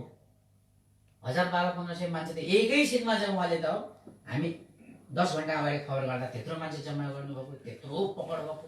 युवाहरू 100 छन्। त्यसले गर्दाखेरि एउटा भनौँ काठमाडौँको नेवार समुदायसँग हाम्रो कुरा भइरहेको छ, चलिरहेको छ। यो सबै हामीले उहाँलाई फरवार्ड गरिरहेको छौँ, हेर्नुहोस् है भनेर। त्यसले गर्दाखेरि म फेरि लास्टमा प्रदेश नम्बर 6 मा यो मञ्चको कमिटी चाहिँ मतलब के अरे बनोस्, यहाँहरू छलफल गरिदिनुहोस्, आँट गरौँ बुवाहरू, दाइहरू, काकाहरू, साथीहरू, होइन? सोल्जिनेहरू। किन भनेको भने हाम्रो धेरै बहिनीहरू यहाँ बिहे भएको रहेछ। सुर्खेत हाम्रो मनु साम्पाङ भन्ने बहिनीको यहीँ बिहे भएको रहेछ, हाम्रो शान्ताजीको बहिनीको पनि यहीँ बिहे भएको रहेछ, हाम्रो उतैको हाम्रो दमकतिरको बहिनीहरू पनि। सोल्जिने जो चाहिँ यहाँ पढ्नुहुन्छ साथीहरू, उहाँहरू सबैलाई मैले सम्बोधन गरेको, प्लिज यो गरेर बस आजै नभए भोलिसम्म एउटा सशक्त प्रदेश कमिटीमा लागौँ। के कहिले म फेरि लास्टमा मेरो प्रतिबद्धता, मेरो एउटा चर्चित कुरा त्यही हो। मैले यहाँबाट भनेको हो, होइन? दमकमा पनि त्यही भनेको थिएँ, मैले 20औं वर्षदेखि त्यही भन्दै आएको छु। कतिपय साथीलाई चाहिँ फेरि जनमुक्ति पार्टी फुटाउने भन्दो रहेछ। त्यस्तो होइन। जनमुक्ति पार्टीको म 26-27 वर्षको उमेरमा जनमुक्ति पार्टीको 2 ठाउँबाट सांसद उम्मेदवार हुँ। म बिएससी पढ्दाखेरि 49 सालमा विराटनगर क्याम्पसमा बिएससी पढ्दाखेरि त्यस्तो काङ्ग्रेस र कम्युनिस्टको चाहिँ गुन्डाहरू भएको ठाउँमा जनमुक्ति पार्टीको नेपाल स्वतन्त्र विद्यार्थी मोर्चाको होल सेट लिएर सभापतिमा म बिएससी पढ्दाखेरि चुनाव लड्ने मान्छे पनि मै हुँ होइन। गोरेवारी सर मेरो आदरणीय गुरु पनि हुन्, तर काजीमान कन्दमाजीहरू एकदमै आदरणीय व्यक्तित्वहरू। मेरो घर परिवार सबै काङ्ग्रेस थिए, घर परिवार सबै पञ्च, घर परिवार सबै कम्युनिस्ट। तर मलाई 55-16 वर्षको उमेरदेखि कहिले एक दिन पनि त्यो विचारले छुएन। किन छुएन? म 16 वर्षको उमेर हुँदाखेरि एकैचोटि मैले निर्मल लामालाई भेट्नु भएँ। अनि जातीय कुराहरू सोध्यो। मैले भने निर्मल लामाजी तपाईँको पार्टीको मान्छे होइन म, तपाईँलाई गाली गर्दा किन मलाई रिस उठ्छ? मैले यही क्वेसन सोधेँ। कुमार बाबु हामी एउटै पार्टीको त होइन, तर पनि दुःख छ क्या एक लेभलमा। यसलाई चाहिँ सेन्टिमेन्टल एट्याचमेन्ट भन्छ, इङ्ग्लिसमा आउँदा क्या उहाँले। मैले सोच के भनेको छ? सेन्टिमेन्टल एट्याचमेन्ट भन्छ है, त्यो सम्वेक त्यो संवेदना छ। तपाईँलाई किन बाहुनले रक्षा भन्छ, रक्षा बुढो भन्छ? मलाई रिस उठ्छ भने उहाँ त पारिजातको ज्वाइँ पनि हो नि त होइन, सुकन्याको सेमा। किन रिस उठ्छ मलाई? म त्यसको पिउँदिनँ भाइ, तर मिडियाहरूले एकदम पियक्कडको रूपमा लिएर जसरी पनि निर्मल लामालाई उडाउनु पाउँदा उहाँलाई मजा आउँछ, धेरै कुराहरू भएको थियो। त्यसै गरेर हामी जनमुक्ति पार्टीमा लागेकै हो, तर म धेरै कुरा जान्न। डमर सरलाई थाहा। पछि अब अलिकति 59-60तिर आएपछि त्यसको अघि नै मैले जान्न त अलिकति बाटोहरू गडबड भएपछि हामीले चाहिँ मुक्ति खोजेको हो, हामीले यो बाटोमा लागेको कुरा त्यही हो। त्यसै गर्दाखेरि सङ्घीय गणतान्त्रिक त्यो लोगो चाहिँ हामीले बचाउनुपर्छ। यो आदिवासीहरू यो दलितहरू गणतन्त्रवादी हुन् भन्ने कुरा चाहिँ एकदमै छ हुनुपर्छ। कम्तीमा यो टिमलाई चाहिँ तपाईँ त घाम यतिखेर छ, जसलाई सोध्नुहोस् नेपालमा यो सङ्घीय लोकतान्त्रिक राष्ट्रिय मञ्च के हो भन्दा यो प्योर चाहिँ जातीय मुक्तिको लागि लडेको हो र यो गणतान्त्रिक पार्टी पनि हो। यति कुरा चाहिँ त मलाई भन्छ। यसरी म फेरि प्रदेश नम्बर 6 सङ्घीय मञ्च सङ्घीय दलीय शिविर मङ्गलहाट सबैको लागि गठनको लागि यहाँहरूबाट एकदमै सकारात्मक आशा सहित बिदा हुन्छु। धन्यवाद। धन्यवाद छ केन्द्रीय अध्यक्षज्यू। अब हामी कार्यक्रमको अन्तिम आजको पहिलो चरणको अन्तिम आइपुगेका छौँ। हाम्रो राजनीतिक एजेन्डा अध्यक्षज्यूले प्रस्तुत गरेर गइसक्नु भएको छ, त्यहाँभित्र भएका कुराहरू ब्रिफिङ गरेर गइसक्नु भएको छ। त्यसैमा राजनीतिक एजेन्डा सुनेर यहाँहरूलाई कस्तो लाग्यो, आफ्नो प्रतिक्रिया दिनको निमित्त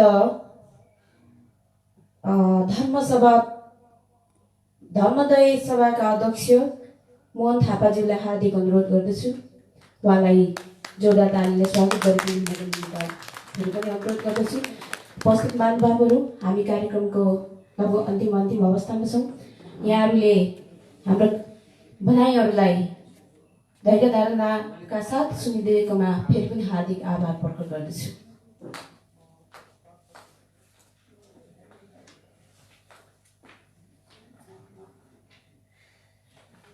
धन्यवाद उद्घोषकज्यू। आज यहाँका सभाध्यक्षज्यू, प्रशिक्षज्यू र सबै सङ्घ संस्थाबाट आउनुभएका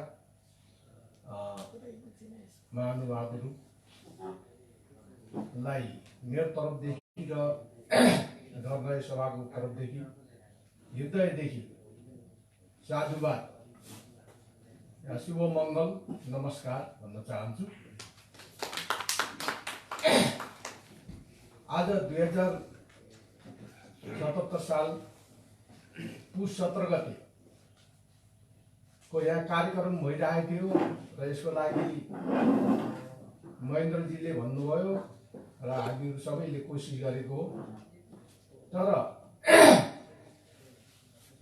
कारणवश हामी सुर्खेतवासीहरू जति उपस्थित हुनुपर्ने थियो त्यति उपस्थित हुन सकेनौँ। कारण तमु लोसारले गर्दाखेरि पनि अलिकति असर पर्न गयो र 15 गतेको बजाय 16 गतेसम्म 17 गतेसम्म घर घरमा लोसार मनाइरहेछन्। रातभरि नाच्ने गीत गाउने, दिनभरि सुत्ने जस्तो पनि भइरहेको छ। त्यसले गर्दाखेरि यिनीहरूले असर पर्न गयो होला। र अनि आजै एमएनओ पार्टी निर्माण भएको दिन पनि 1 जनवरी हुन गएकोले त्यो एमएनओ पार्टीमा भएका साथीहरू पनि सायद यहाँ उपस्थित हुन सकेन होला। र अनि भारतीय भूपुहरू पनि आज 2021 साल पहिलो दिन मनाउने भन्ने कार्यक्रममा बराताल गाउँपालिकाका धेरै मानिसहरू उपस्थित हुन सकेनन्। मलाई पनि उहाँ आउनुको लागि भन्नुभएको थियो, तर यहाँ हामीहरूको कार्यक्रम पहिले तय भइसकेको हुनाले म उहाँ उपस्थित हुन सकेन। र यहाँ हाम्रा सुर्खेतका भूपुहरू पनि कति उहाँ जानुभएको छ। आज उहाँ उनीहरूको पनि भारत सरकारबाट बस एम्बुलेन्सको माग गर्नुभएको थियो। त्यो के भयो कसो भयो भन्ने कुरामा छलफल गर्ने र अनि भूपु सैनिक सङ्गठन पनि गठन गर्ने भन्ने कार्यक्रम थियो। म वहाँ जान सकेन। र अब उहाँले भनेको कुराको बारेमा भन्नुपर्दाखेरि के छ भन्दाखेरि अब पहिला यहाँ हामीहरूको उसमा एमएस थापा गोरेबहादुर खपाङ्गीहरूले सुरुमा मगर सङ्घको स्थापना सुरु गर्नुभयो। त्यसको लगतै चुनावहरू हुन जान लाग्यो। त्यसपछि पार्टीको कार्यक्रम पनि भयो। त्यसो हुँदाखेरि त्यसमा के भयो त भन्दाखेरि अब पहिला मगर सङ्घ गठन गर्न उनीहरू आउनुभयो र पछि पार्टी गठन गर्न पनि उनीहरू आउँदाखेरि मगरको पार्टी भन्ने लान्छना लाग्न गयो। भन्दा त्योमा अब अरू जातिहरू त के भन्ने र मगरहरूले नै मगरको पार्टी भन्नेसम्म कुरा भोग्नु पर्यो। र त्यति भएर पनि मध्यवर्ती चुनावमा सुर्खेत जिल्लामा दोस्रो नम्बरसम्म आएको हो। र त्यसपछि जुतेर जानको बजाय फुटेर गएको जस्तो भयो। र एमएस थापा र खपाङ्गीज्यूको अलि मनमुटाव भयो। त्यसले गर्दाखेरि त्यो हार्दै गयो। अब हामीहरूले हरेक पार्टीहरू खोलेर जाँदाखेरि हामीहरू जनजातिहरू अलग अलग टुक्रिरहेछौँ। र जति पनि हामी जनजातिहरू छौँ जो कागजमा छ, कागजले भन्छ ओहो यो ठुलो छारी मुनि बस्यो भने फल खान पाइन्छ भनेर फल माथि आकाशतिर फल हेरेर बसेको छ। तर उनीहरूले सोचेन कि हामीले आफ्नो सानो बिरुवा लगाएर यसलाई छेकबार गरेर पानी हालेर ठुलो बनाएर यसको फल आफै खाउँ भनेर हाम्रो जनजातिले अहिलेसम्म सोचेको छैन। सोचे छ त पनि त्यो गर्नु मान्दैन। खपाङ्गीजीले के भन्नुहुन्थ्यो भन्दाखेरि फलामको तारले बाँधेर राखे पनि त्यसलाई हावाले हल्लाएर खैले खाएर त्यो छिनेर जान सक्छ। तर हाम्रो यो कन्सेप्ट दिमागलाई बाँध्यो भने त्यो छिन्न सक्दैन। त्यस्तै हामीहरूको हालत भइरहेको छ। र हाम्रा जस्तो जनजातिहरूको लागि उत्थान गर्नको लागि भनेर जनमुक्ति पार्टी उत्पत्ति भएको थियो। त्यसपछि जब जनजातिहरूले पार्टीहरूका जो जनजातिहरू थिए हरेक पार्टीमा उनीहरूले भने कि हामी जनजातिहरूको आवाज सुन्नुपर्छ, नत्र हामी पार्टी त्याग गर्छौँ भनेर केन्द्रमा आवाज उठाए। अशोक राईले पार्टी छोड्नु पर्यो। तर कुनै जनजातिहरूले सहयोग दिएनन्। उनी पनि आखिरमा हारेर मधेसी पार्टीसित मिल्न जानु पर्यो। त्यतिखेर मैले भनेको जब हाम्रो जनजातिहरू एकजुट हुने भने त हामीले त्यसै जित्छौँ। 80% छ, 80% एकजुट हुन्न भन्दाखेरि अब सब कोहीले भन्नु लाग्यो मेरा यति वर्ष के अरे उ गरेको कोहीले क्या गरेको भन्दा आफ्नो आफ्नो धारणा गर्दाखेरि त्यो कुराहरू सफल हुन सकेन। जस्तै हिजो दमन सिजालीज्यूले भन्नुभएको थियो कम्युनिस्टका धेरै टुक्रा टुक्रा थिए, उनीहरू साना सानाहरू कम्युनिस्ट धारकालाई सबै एकजुट भएपछि उनीहरू सफल हुन सक्यो भने चाहिँ हामीहरू पहिला त के थियो भने जनजाति भन्नाले दलितहरू सामेल छैनन् भनेर भन्थे, तर हामीले होइन दलितहरू पनि यिनीहरू हिन्दू होइनन् हाम्रै जनजातिका हुन् भनेर भन्थे। अब खसानहरू पनि खस राज्य थियो, कुमाउँदेखि लिएर गण्डकसम्म के अरे खस राज्य के अरे माथि तिब्बतबाट लिएर बोधगयासम्म खस राज्य थियो। खसानहरू पनि के अरे मूलवासीहरू हुन् भनेर भन्दाखेरि उहाँहरू पनि होइन हामी त जनै लगाएको भनेर भन्थे भने अहिले त अब खसानहरू पनि के अरे हामी वर्ण आशा के अरे ब्राह्मणहरूकोमा पर्दैनौँ, हामी हिन्दू होइनौँ भन्न सुरु भएको छ। यस्तो समयमा सबै साना साना पार्टीहरू मिलेर एकजुट हुन सक्ने भने हामीहरू असफल हुने कुनै कारणै छैन। हामीहरू पक्का तरिकाले हामीहरू सफल हुन सक्छौँ। र जनमुक्ति पार्टीले जातीय जनसङ्ख्याको आधारमा समानुपातिक भनेर भन्नुभयो, तर त्यसलाई जब पछि माओवादको र के अरे 7 दलको सहमति भयो त्यतिखेर समानुपातिक त बनाए, अर्कै ढङ्गले प्रत्यक्ष अप्रत्यक्ष भनेर बनाए। त्यो गर्दाखेरि त्यो समानुपातिकको अर्थै भयो। समानुपातिक भनेको त जस्तो कुन क्षेत्रमा को लड्ने कसको जनसङ्ख्या ज्यादा छ त्यो जातिलाई जुनै पनि पार्टीले त्यसलाई टिकट दिनुपर्छ। यदि त्यो जाति के अरे छैन भने त्यसको के अरे कुनै हुन्न, महत्त्वै हुन्न। यस्तो किसिमको समानुपातिक भयो भने बल्ल हुन्थ्यो। जस्तो अहिले अध्यक्षज्यूले भन्नुभयो प्रत्यक्ष र समानुपातिक गर्दाखेरि चुनाव खर्च धेरै आउँछ। हुन पनि हो, सबै समानुपातिक गर्दैन, किन प्रत्यक्ष गर्नु पर्यो? प्रत्यक्ष लड्नाले धेरै खर्च हुन्छ, समानुपातिकले लड्यो भने त खर्च पनि कम आउँछ। त्यो तरिकाले लड्यो भने जस्तो अब दुईटा पार्टी लड्यो, एउटाले 20,000 भोट लियो, एउटाले 19,900 भोट लियो भने सबै उसको जित भयो। त्यो किसिमको नभएर समानुपातिक भनेपछि उसको पनि त जस्तो 19,000 भोट ल्याएको छ भने त उसको पनि त कोही हक पाउनु पर्यो। त्यो किसिमले हुनुपर्छ भन्ने कुरोहरू हो। र अब अहिले त अब धेरै जस्तो पार्टीहरूले दलितबाट लिएर खसानसम्मलाई सबलाई श्रीमती राखेको छ भने अब हामीहरू पछि हट्नु हुँदैन। र अब उहाँको कुरालाई पनि ठिकै हो। त्यो कुराहरू के हुन्छ भन्दाखेरि अरू पार्टीहरूले फेरि त्यही हो, आफ्नो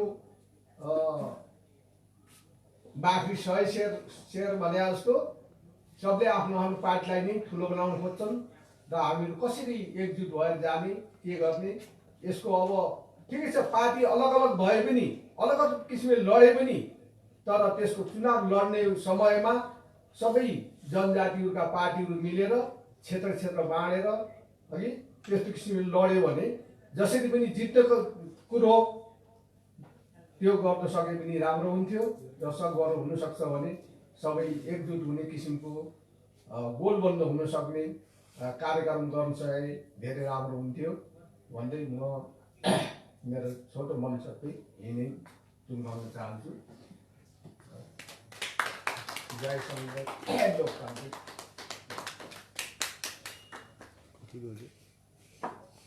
धन्यवाद सर। आदरणीय व्यक्तित्व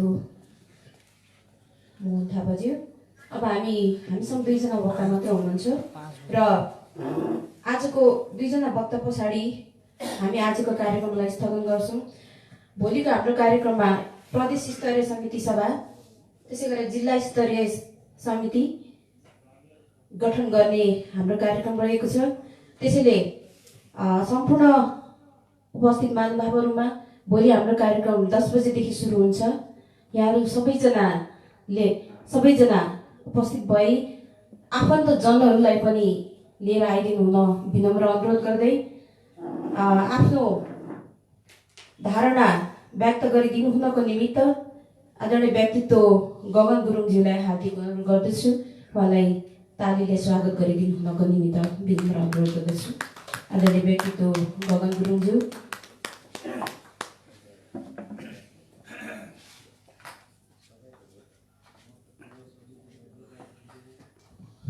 धन्यवाद कार्यक्रम सञ्चालिकाज्यू र आज यस कार्यक्रमका अध्यक्षज्यू र हाम्रा प्रशिक्षकज्यू र सम्पूर्ण उपस्थित दाजुभाइ र दिदीबहिनीहरूमा तमी हेउलो छोजदी गुरुङ राष्ट्रिय परिषद जिल्ला कार्य समिति सुर्खेतको तर्फ र मेरो व्यक्तिगत तर्फबाट छ्यालो नमस्कार न्यान अभिवादन टक्राउन चाहन्छु। र यो कार्यक्रमलाई एकदमै राम्रो उहाँले यसरी आइदिनु भयो र यसलाई म एकदम हार्दिक नै स्वागत गर्न चाहन्छु। यो पहिला चाहिँ मैले सुरुमा एउटा थियो, पहिले के सेतो मगुराइली भन्ने आएको थियो, त्यति बेला यस्तो गर्व लागेर आउँथ्यो मलाई अब चाहिँ हुने नै भयो है भन्ने लाग्थ्यो। त्यो बिचमा अघि उहाँले सानो सान्दर्भिक हुन जानुभयो। अब अलिकति बिचमा त्यस्तो टुट्दै बिचमा गएर हाम्रो के अरे यो हाम्रो जनजाति महासङ्घको केन्द्रीयका साथीहरू पनि निकै जल्दो बोल्दोहरू हुनुहुन्थ्यो, उहाँहरू पनि बिचमा अन्तै फस्नुभयो। अब यस्तै उहाँ पनि भोलि फसेर जानुहुन्छ कि भन्ने हामीलाई यस्तो लाग्छ कि त्यो भोलि किनियो भन्ने कुराहरू लाग्छ। किन भन्दाखेरि नत्र एकदम हामीलाई चाहिँ सोच हो कि हामीले चाहिँ मैले हरेक यहाँनिर हाम्रो दिलबर वंशी हुनुहुन्छ मगरसँग अध्यक्ष, उहाँसँग म आउने बित्तिकै रिटायर हुने बित्तिकै मैले भन्थेँ होइन सर हामी झोला नबोकौँ, हाम्रो चाहिँ छुट्टै गरौँ। सुर्खेतमा 65 to 70 हजार हाम्रो मगर सङ्घको यहाँ चाहिँ जनसङ्ख्या छ, त्यस्तै अब गुरुङको छ, त्यस्तै हाम्रो दलितको छ, त्यस्तै खसानहरूको पनि छ। त्यो गऱ्यो भने त हाम्रो दैलेख सुकी अब कर्णाली प्रदेश नै सर्वकै जितिने खालको छ। मैले झोला नबोकौँ भन्ने त मेरो सुरुबाट नै हुन्थ्यो, तर बिचमा चाहिँ हामीले साथी हो हामी त अलपत्र हुन्छौँ। किन भन्दाखेरि एकचोटि गोरेबहादुर खपाङजीले पनि देखाइदिनु भयो, त्यस्तै गरेर अहिले भर्खरै हाम्रै जनजाति महासङ्घका साथीहरूले पनि देखाउनु भएपछि कहिले काहीँ त्रास लाग्छ होइन, भोलि मान्छे स्याक्क खुसी पायो भने छोडिदिनु भयो भने त अलपत्र भइन्छ कि जस्तो लाग्छ क्या। त्यस कारण त्यो नछोडिदिनलाई यसलाई निरन्तर दिनको लागि एकदमै चाहिँ म प्रतिबद्धता छु। र यो कुराहरूलाई बुझेर गएपछि हामी चाहिँ भनौँ न प्रदेश र यो जिल्लाको उसमा पनि गर्नेछौँ, फेरि बसेर उहाँसँग व्यक्तिगत बात पनि गर्नेछौँ। यो कुरालाई निरन्तर दिनुभयो भने एकदमै हामीबाट सहयोगको यहाँले अपेक्षा गरे हुन्छ भन्ने म आश्वासन दिँदै उसलाई यही टुङ्गाउन चाहन्छु। धन्यवाद। धन्यवाद यहाँको प्रतिक्रियाको निम्ति। पक्कै नै हामी यहाँहरूको साथ छोड्ने छैनौँ भनेर प्रतिबद्धता गरेर हाम्रो अध्यक्षज्यू गइसक्नु भएको छ। यसै गरी आजको राजनीतिक एजेन्डाको बारेमा त्यो सुनेर यहाँलाई लागेको प्रतिक्रिया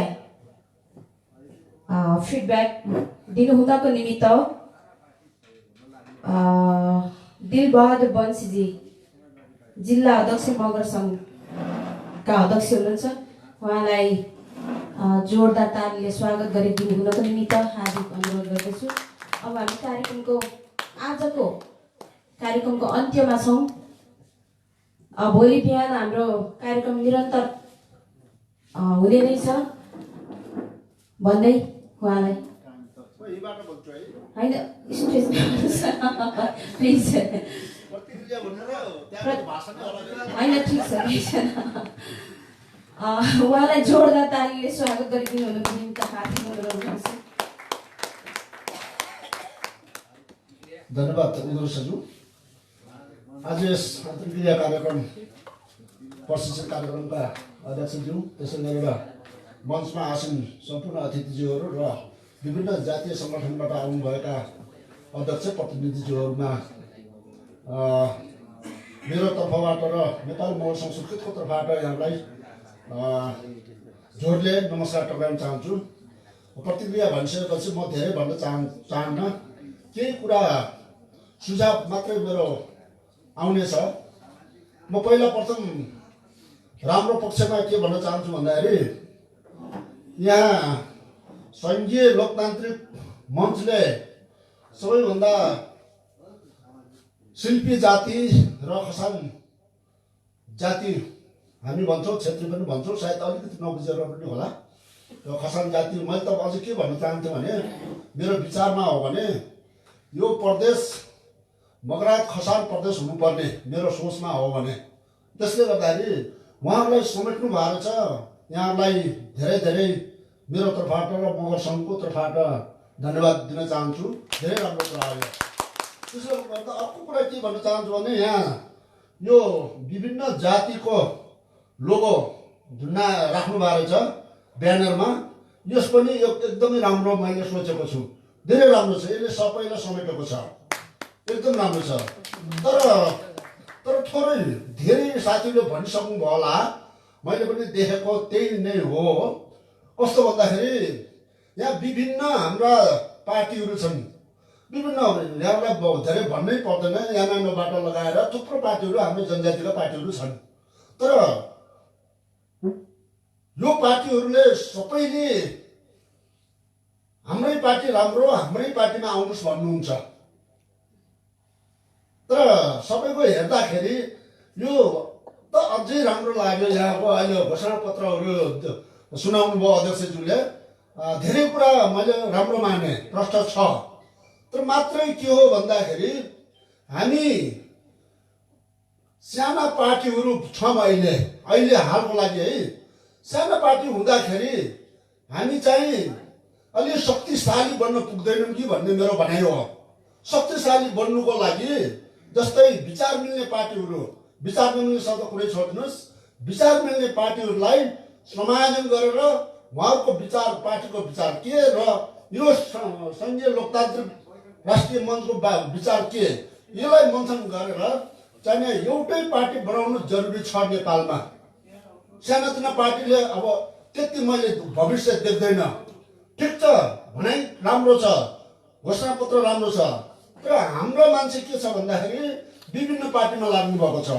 फेरि हामी त कस्तो भने यो जनजातिको विशेष गरेर मगर पनि भन्छु म त, एउटा पार्टीमा लागिसक्यो भने छोड्नु मुस्किल। त किन पनि एकदमै के भन्छ टाँसेर बस्ने खालको त्यो भए हुनाले म के भन्छु भन्दा यहाँलाई मेरो सुझाव, यदि यो विचार मिल्ने पार्टी सबै एउटा ठाउँमा आउन सक्छ भने मेरो तर्फबाट र नेपाल मगर सङ्घ सुर्खेतको तर्फबाट र नेपालै पनि भन्न चाहन्छु म ले कतिसम्म मैले बनाउन सक्छु, मैले पहल गर्न सक्छु, म यही मैले यहाँलाई उद्घोष गर्न चाहन्छु। यति भन्दै यहाँ अलिकति हाम्रो धर्मोदयको अध्यक्षज्यूले भनिसक्नु भएको छ, थोरै भयो मान्छे हो, त्यो पनि म स्वीकारेको छु। यहाँहरूलाई मेरो तर्फबाट पनि फेरि सरी भन्न चाहन्छु, किन भन्दा यहाँ दलित थुप्रो हुनुहुन्छ, यो जनजाति थुप्रो हुनुहुन्छ, हुँदाहुँदै पनि यति जम्मा गर्न सकिएन। आज विविध कारण पनि भनिसक्नुभयो। र अर्को कारण के हो भन्दाखेरि यहाँ थुप्रो अलि पार्टीका साथीहरू हुनुहुन्थ्यो, म पनि हुनु त होला, एउटा पार्टी त होला, विचार होला, तर पनि उहाँहरू गएर हिँडिहाल्नु भयो। यो अलिक गलत छ कि, मैले त त्यो भन्छु। सुन्यो, सबैको सुन्यो, विचार विश्लेषण आफूले गरेर लाग्ने हो र राम्रो छ यो पार्टी। मैले यति भन्दै यहाँबाट बिदा चाहन्छु। हस्, धन्यवाद। एकदमै खुसी लाग्यो उहाँको पोजिटिभ प्रतिक्रियाको लागि। सुर्खेत आएको के भन्ने, अब केही सफल जुन उद्देश्यले आएका छौँ त्यो पक्कै पनि सफल हुन्छ भन्ने हामीलाई लागिरहेछ। यसै गरी भोलि हामी फेरि पनि दोहोऱ्याउन चाहे, भोलि 10 बजी यही कार्यक्रमलाई हामी निरन्तरता दिनेछौँ। यहाँ सम्पूर्ण महानुभावहरू फेरि पनि आइदिनु हुनको निमित्त, हामीलाई सुनिदिनु हुनको निमित्त र यहाँहरूको विचारहरू राखिदिनु हुनको निमित्त म हार्दिक अनुरोध गर्दै यतिन्जेलसम्म हामीलाई सुनिदिनु भएकोमा धन्यवाद दिनको निमित्त म सङ्घीय लोकतान्त्रिक राष्ट्रिय मञ्चकी सचिव तथा सङ्घीय महिला मञ्चकी अध्यक्ष श्री इन्दिरा मेनाङज्यूलाई हार्दिक अनुरोध गर्दछु।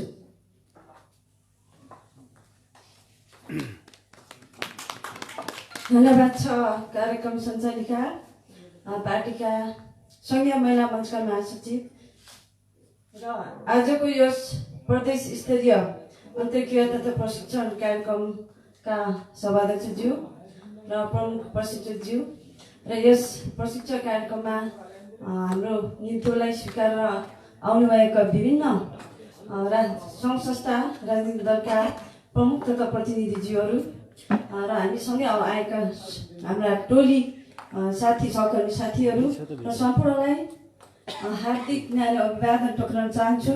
स्वीकार्नुहोस् लिम्बुवानी सेवारो सङ्घीय अभिवादन। र आज हामी कार्यक्रम अन्त्यतिर आइसकेका छौँ र म धेरै कुरा भन्न चाहन्न।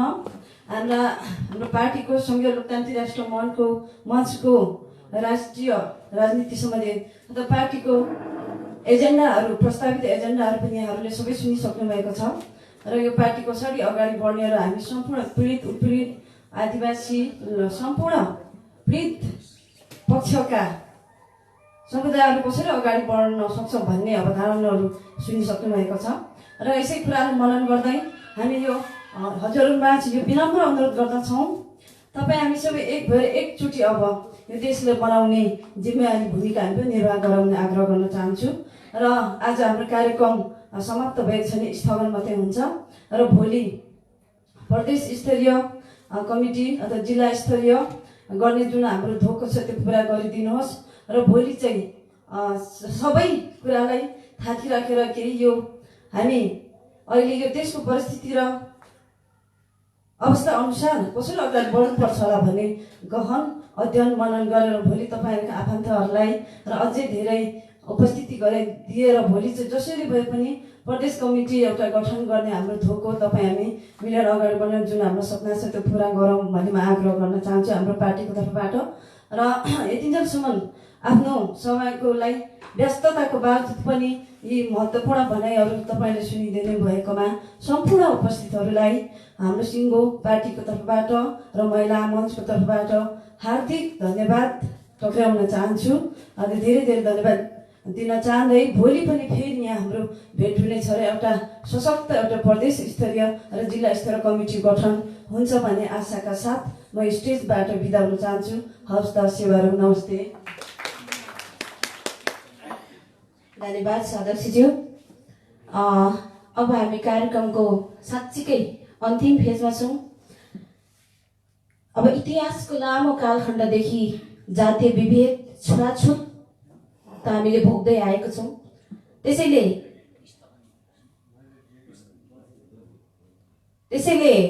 जसको विरुद्धमा जातीय छुवाछुत मुक्त समृद्धि समाज र नेपालको परिकल्पना गर्दै हामी एउटा अभियानमा छौँ। यहाँ हामी अब कार्यक्रमहरू हाम्रो कन्टिन्यू हुँदै गरेको यहाँलाई सर्वविदितै छ। त्यसैले आजको यस कार्यक्रम आजको दिनको लागि 2 दिने कार्यक्रमको क्रममा आजको यस कार्यक्रम करिब अन्तिम अवस्थामा आइरहेको छ। कार्यक्रम सञ्चालन गर्ने क्रममा मबाट भएको त्रुटिहरूलाई यहाँले औँल्याइदिन हुन अनुरोध गर्दै र केही गल्तीहरू भएकोमा क्षमा प्रार्थी हुँदै यहाँहरू सामु कार्यक्रमलाई स्थगन गरिदिनु हुनको निमित्त आजका सभाध्यक्ष सङ्घीय लोकतान्त्रिक राष्ट्रिय मञ्चका केन्द्रीय अर्थ सचिव विष्णु यक्षजीलाई हार्दिक अनुरोध गर्दै म यहाँहरूबाट फेरि पनि भेट्ने, भोलि त तुरुन्तै भेट्ने, त्यसपछि बारम्बार भेट्ने र एउटा गोलबद्ध भएर फेरि पनि सङ्घर्ष गर्ने प्रतिबद्धता गर्दै यहाँहरूबाट बिदा हुन चाहन्छु। सेवारो, जय लिम्बुवानी।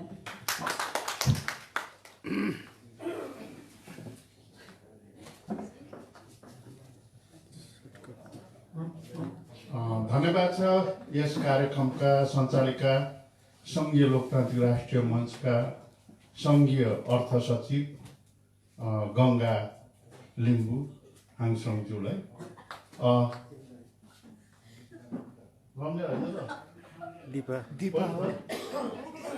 दिपा आदाङमा हो तर उहाँको टाइटल नाम दिपा, उहाँले कल गर्छ दिपा पनि हो तर पक्का प्रपर नाम गङ्गा हो है। म त्यतातिर गएँ र अर्को पनि अर्थ सचिव हुनुहुन्छ हाम्रो ओख्राबो, दुर्गा ओख्राबो, उहाँ आउनु सक्नु भएन। र यस कार्यक्रमका प्रमुख अतिथि हाम्रो सङ्घीय लोकतान्त्रिक राष्ट्रिय मञ्चका अध्यक्ष, सङ्घीय नेता, पहिचानवादी नेता तथा दार्शनिक, अब एउटा यो पोलिटिकल इन्जिनियर जस्तै म उहाँलाई भन्छु। एउटा यो जति पनि अहिले आएको कुराहरू चाहिँ उहाँले आफ्नै तरिकाले आफूले भोगेर आफूले गरेको कसैको कुरा सुनेर बाहिर कतैबाट ल्याएको होइन, कुनै गाइडेन्स होइन। त्यो हामी साक्षी छौँ त्यसमा। हाम्रा कुमार लिङ्गदेन मिराकज्यू, साथै आज उपस्थित देशमा बस्नुभएका सम्पूर्ण अनि यहाँ आउनुभएको सम्पूर्ण यस सुर्खेतका साथै प्रदेश नम्बर 1, 2बाट आउनुभएका सम्पूर्ण मेरो मान्यजन सबैमा सेवारो सङ्घीय अभिवादन गर्न चाहन्छु। जय लिम्बुवान, जय 10+1। म अलिकति मात्रै सक्ने बेला तपाईँहरूलाई धेरै बोर भइसक्यो। हाम्रो मान्छेहरूले खप्नु सक्ने यो ब्रेनले गर्नु सक्ने चाहिँ खालि 40 मिनट हो, तर धेरै लामो भयो। कतिसम्म पिकअप गर्ने, अब त थाकिसक्यो होला। यो थाकेको बेला भए तापनि अब यो पहिलो दिन भएको हुनाले तपाईँहरूलाई एकदम यो लाउजी बोर होस् भनेर नै तपाईँहरूलाई चाहिँ यो अविस्मरणीय होस् भनेर हामी चाहिँ अलिकति कुरा गर्दैछौँ।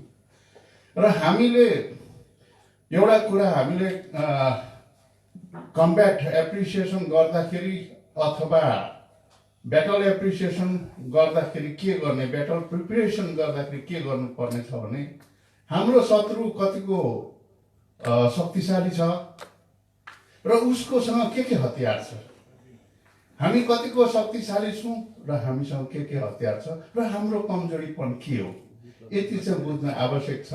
हाम्रो शत्रु ओपोनेन्टसँग शक्तिशाली उसको चाहिँ वेपन के छ त भन्दाखेरि उसले चाहिँ सबभन्दा पहिले आश्वासन देखाउँछ, लोभ देखाउँछ, अलिक दिएको जस्तो देखाउँछ, अनि भएन डर देखाउँछ, भएन धम्की देखाउँछ।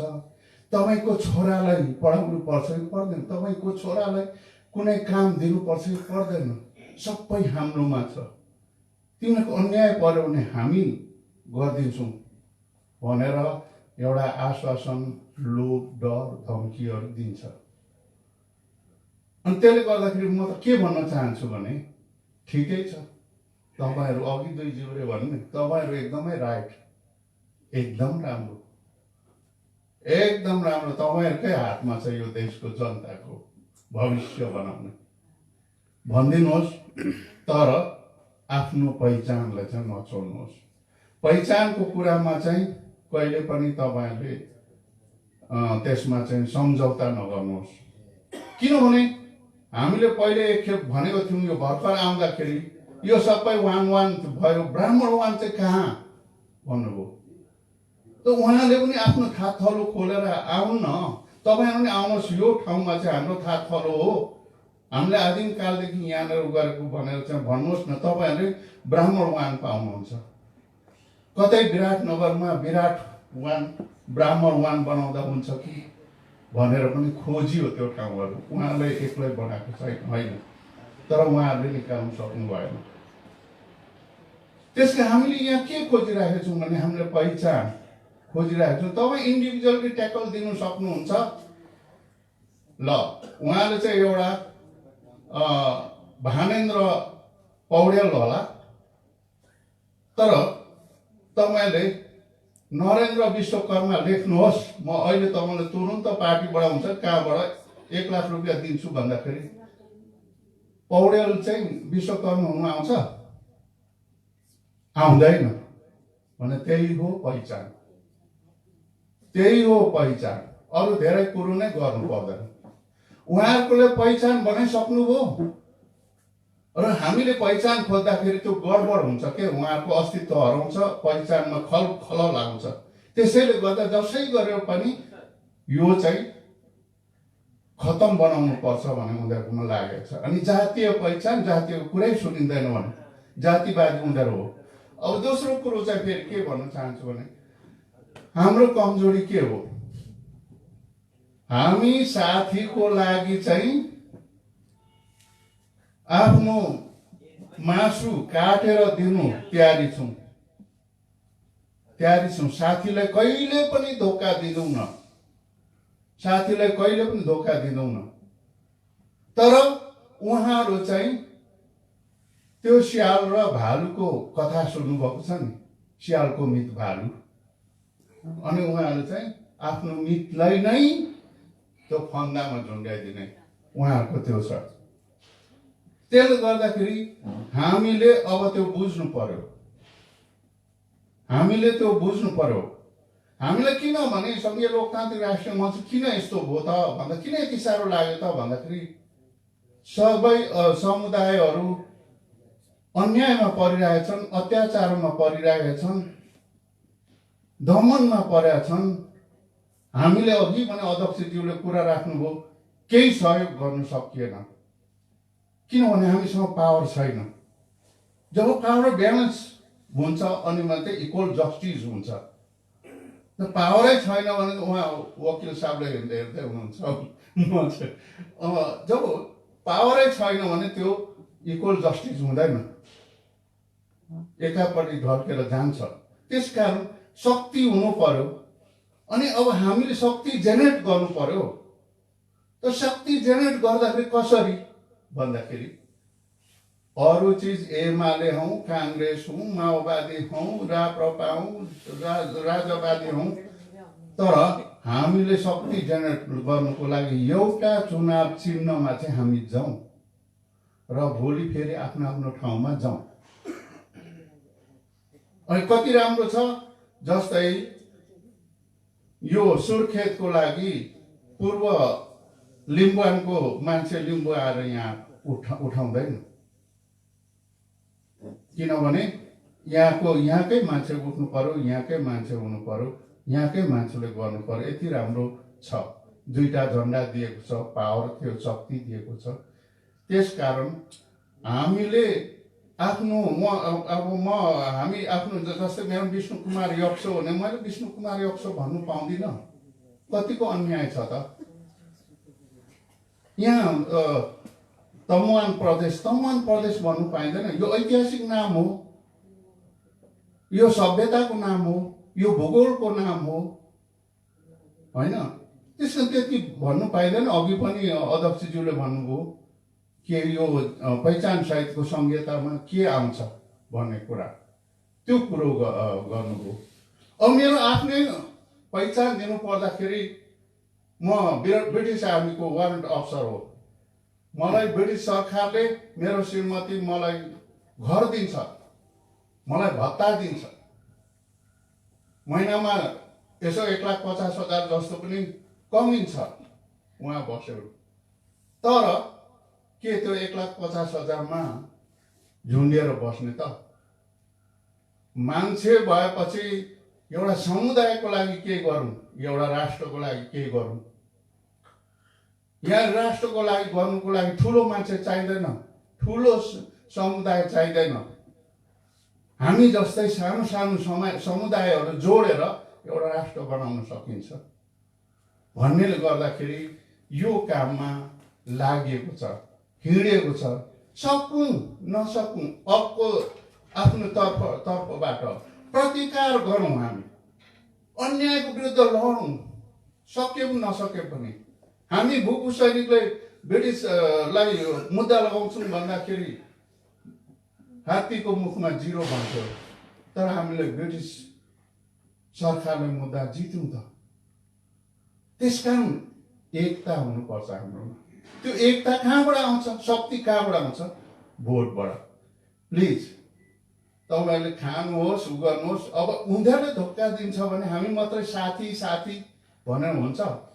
मैले 1-2 साथीहरूले पहिले भने सांसदमा उठ्दै गरेको साथीहरूलाई, होइन यस्तो पनि प्रत्यक्षमा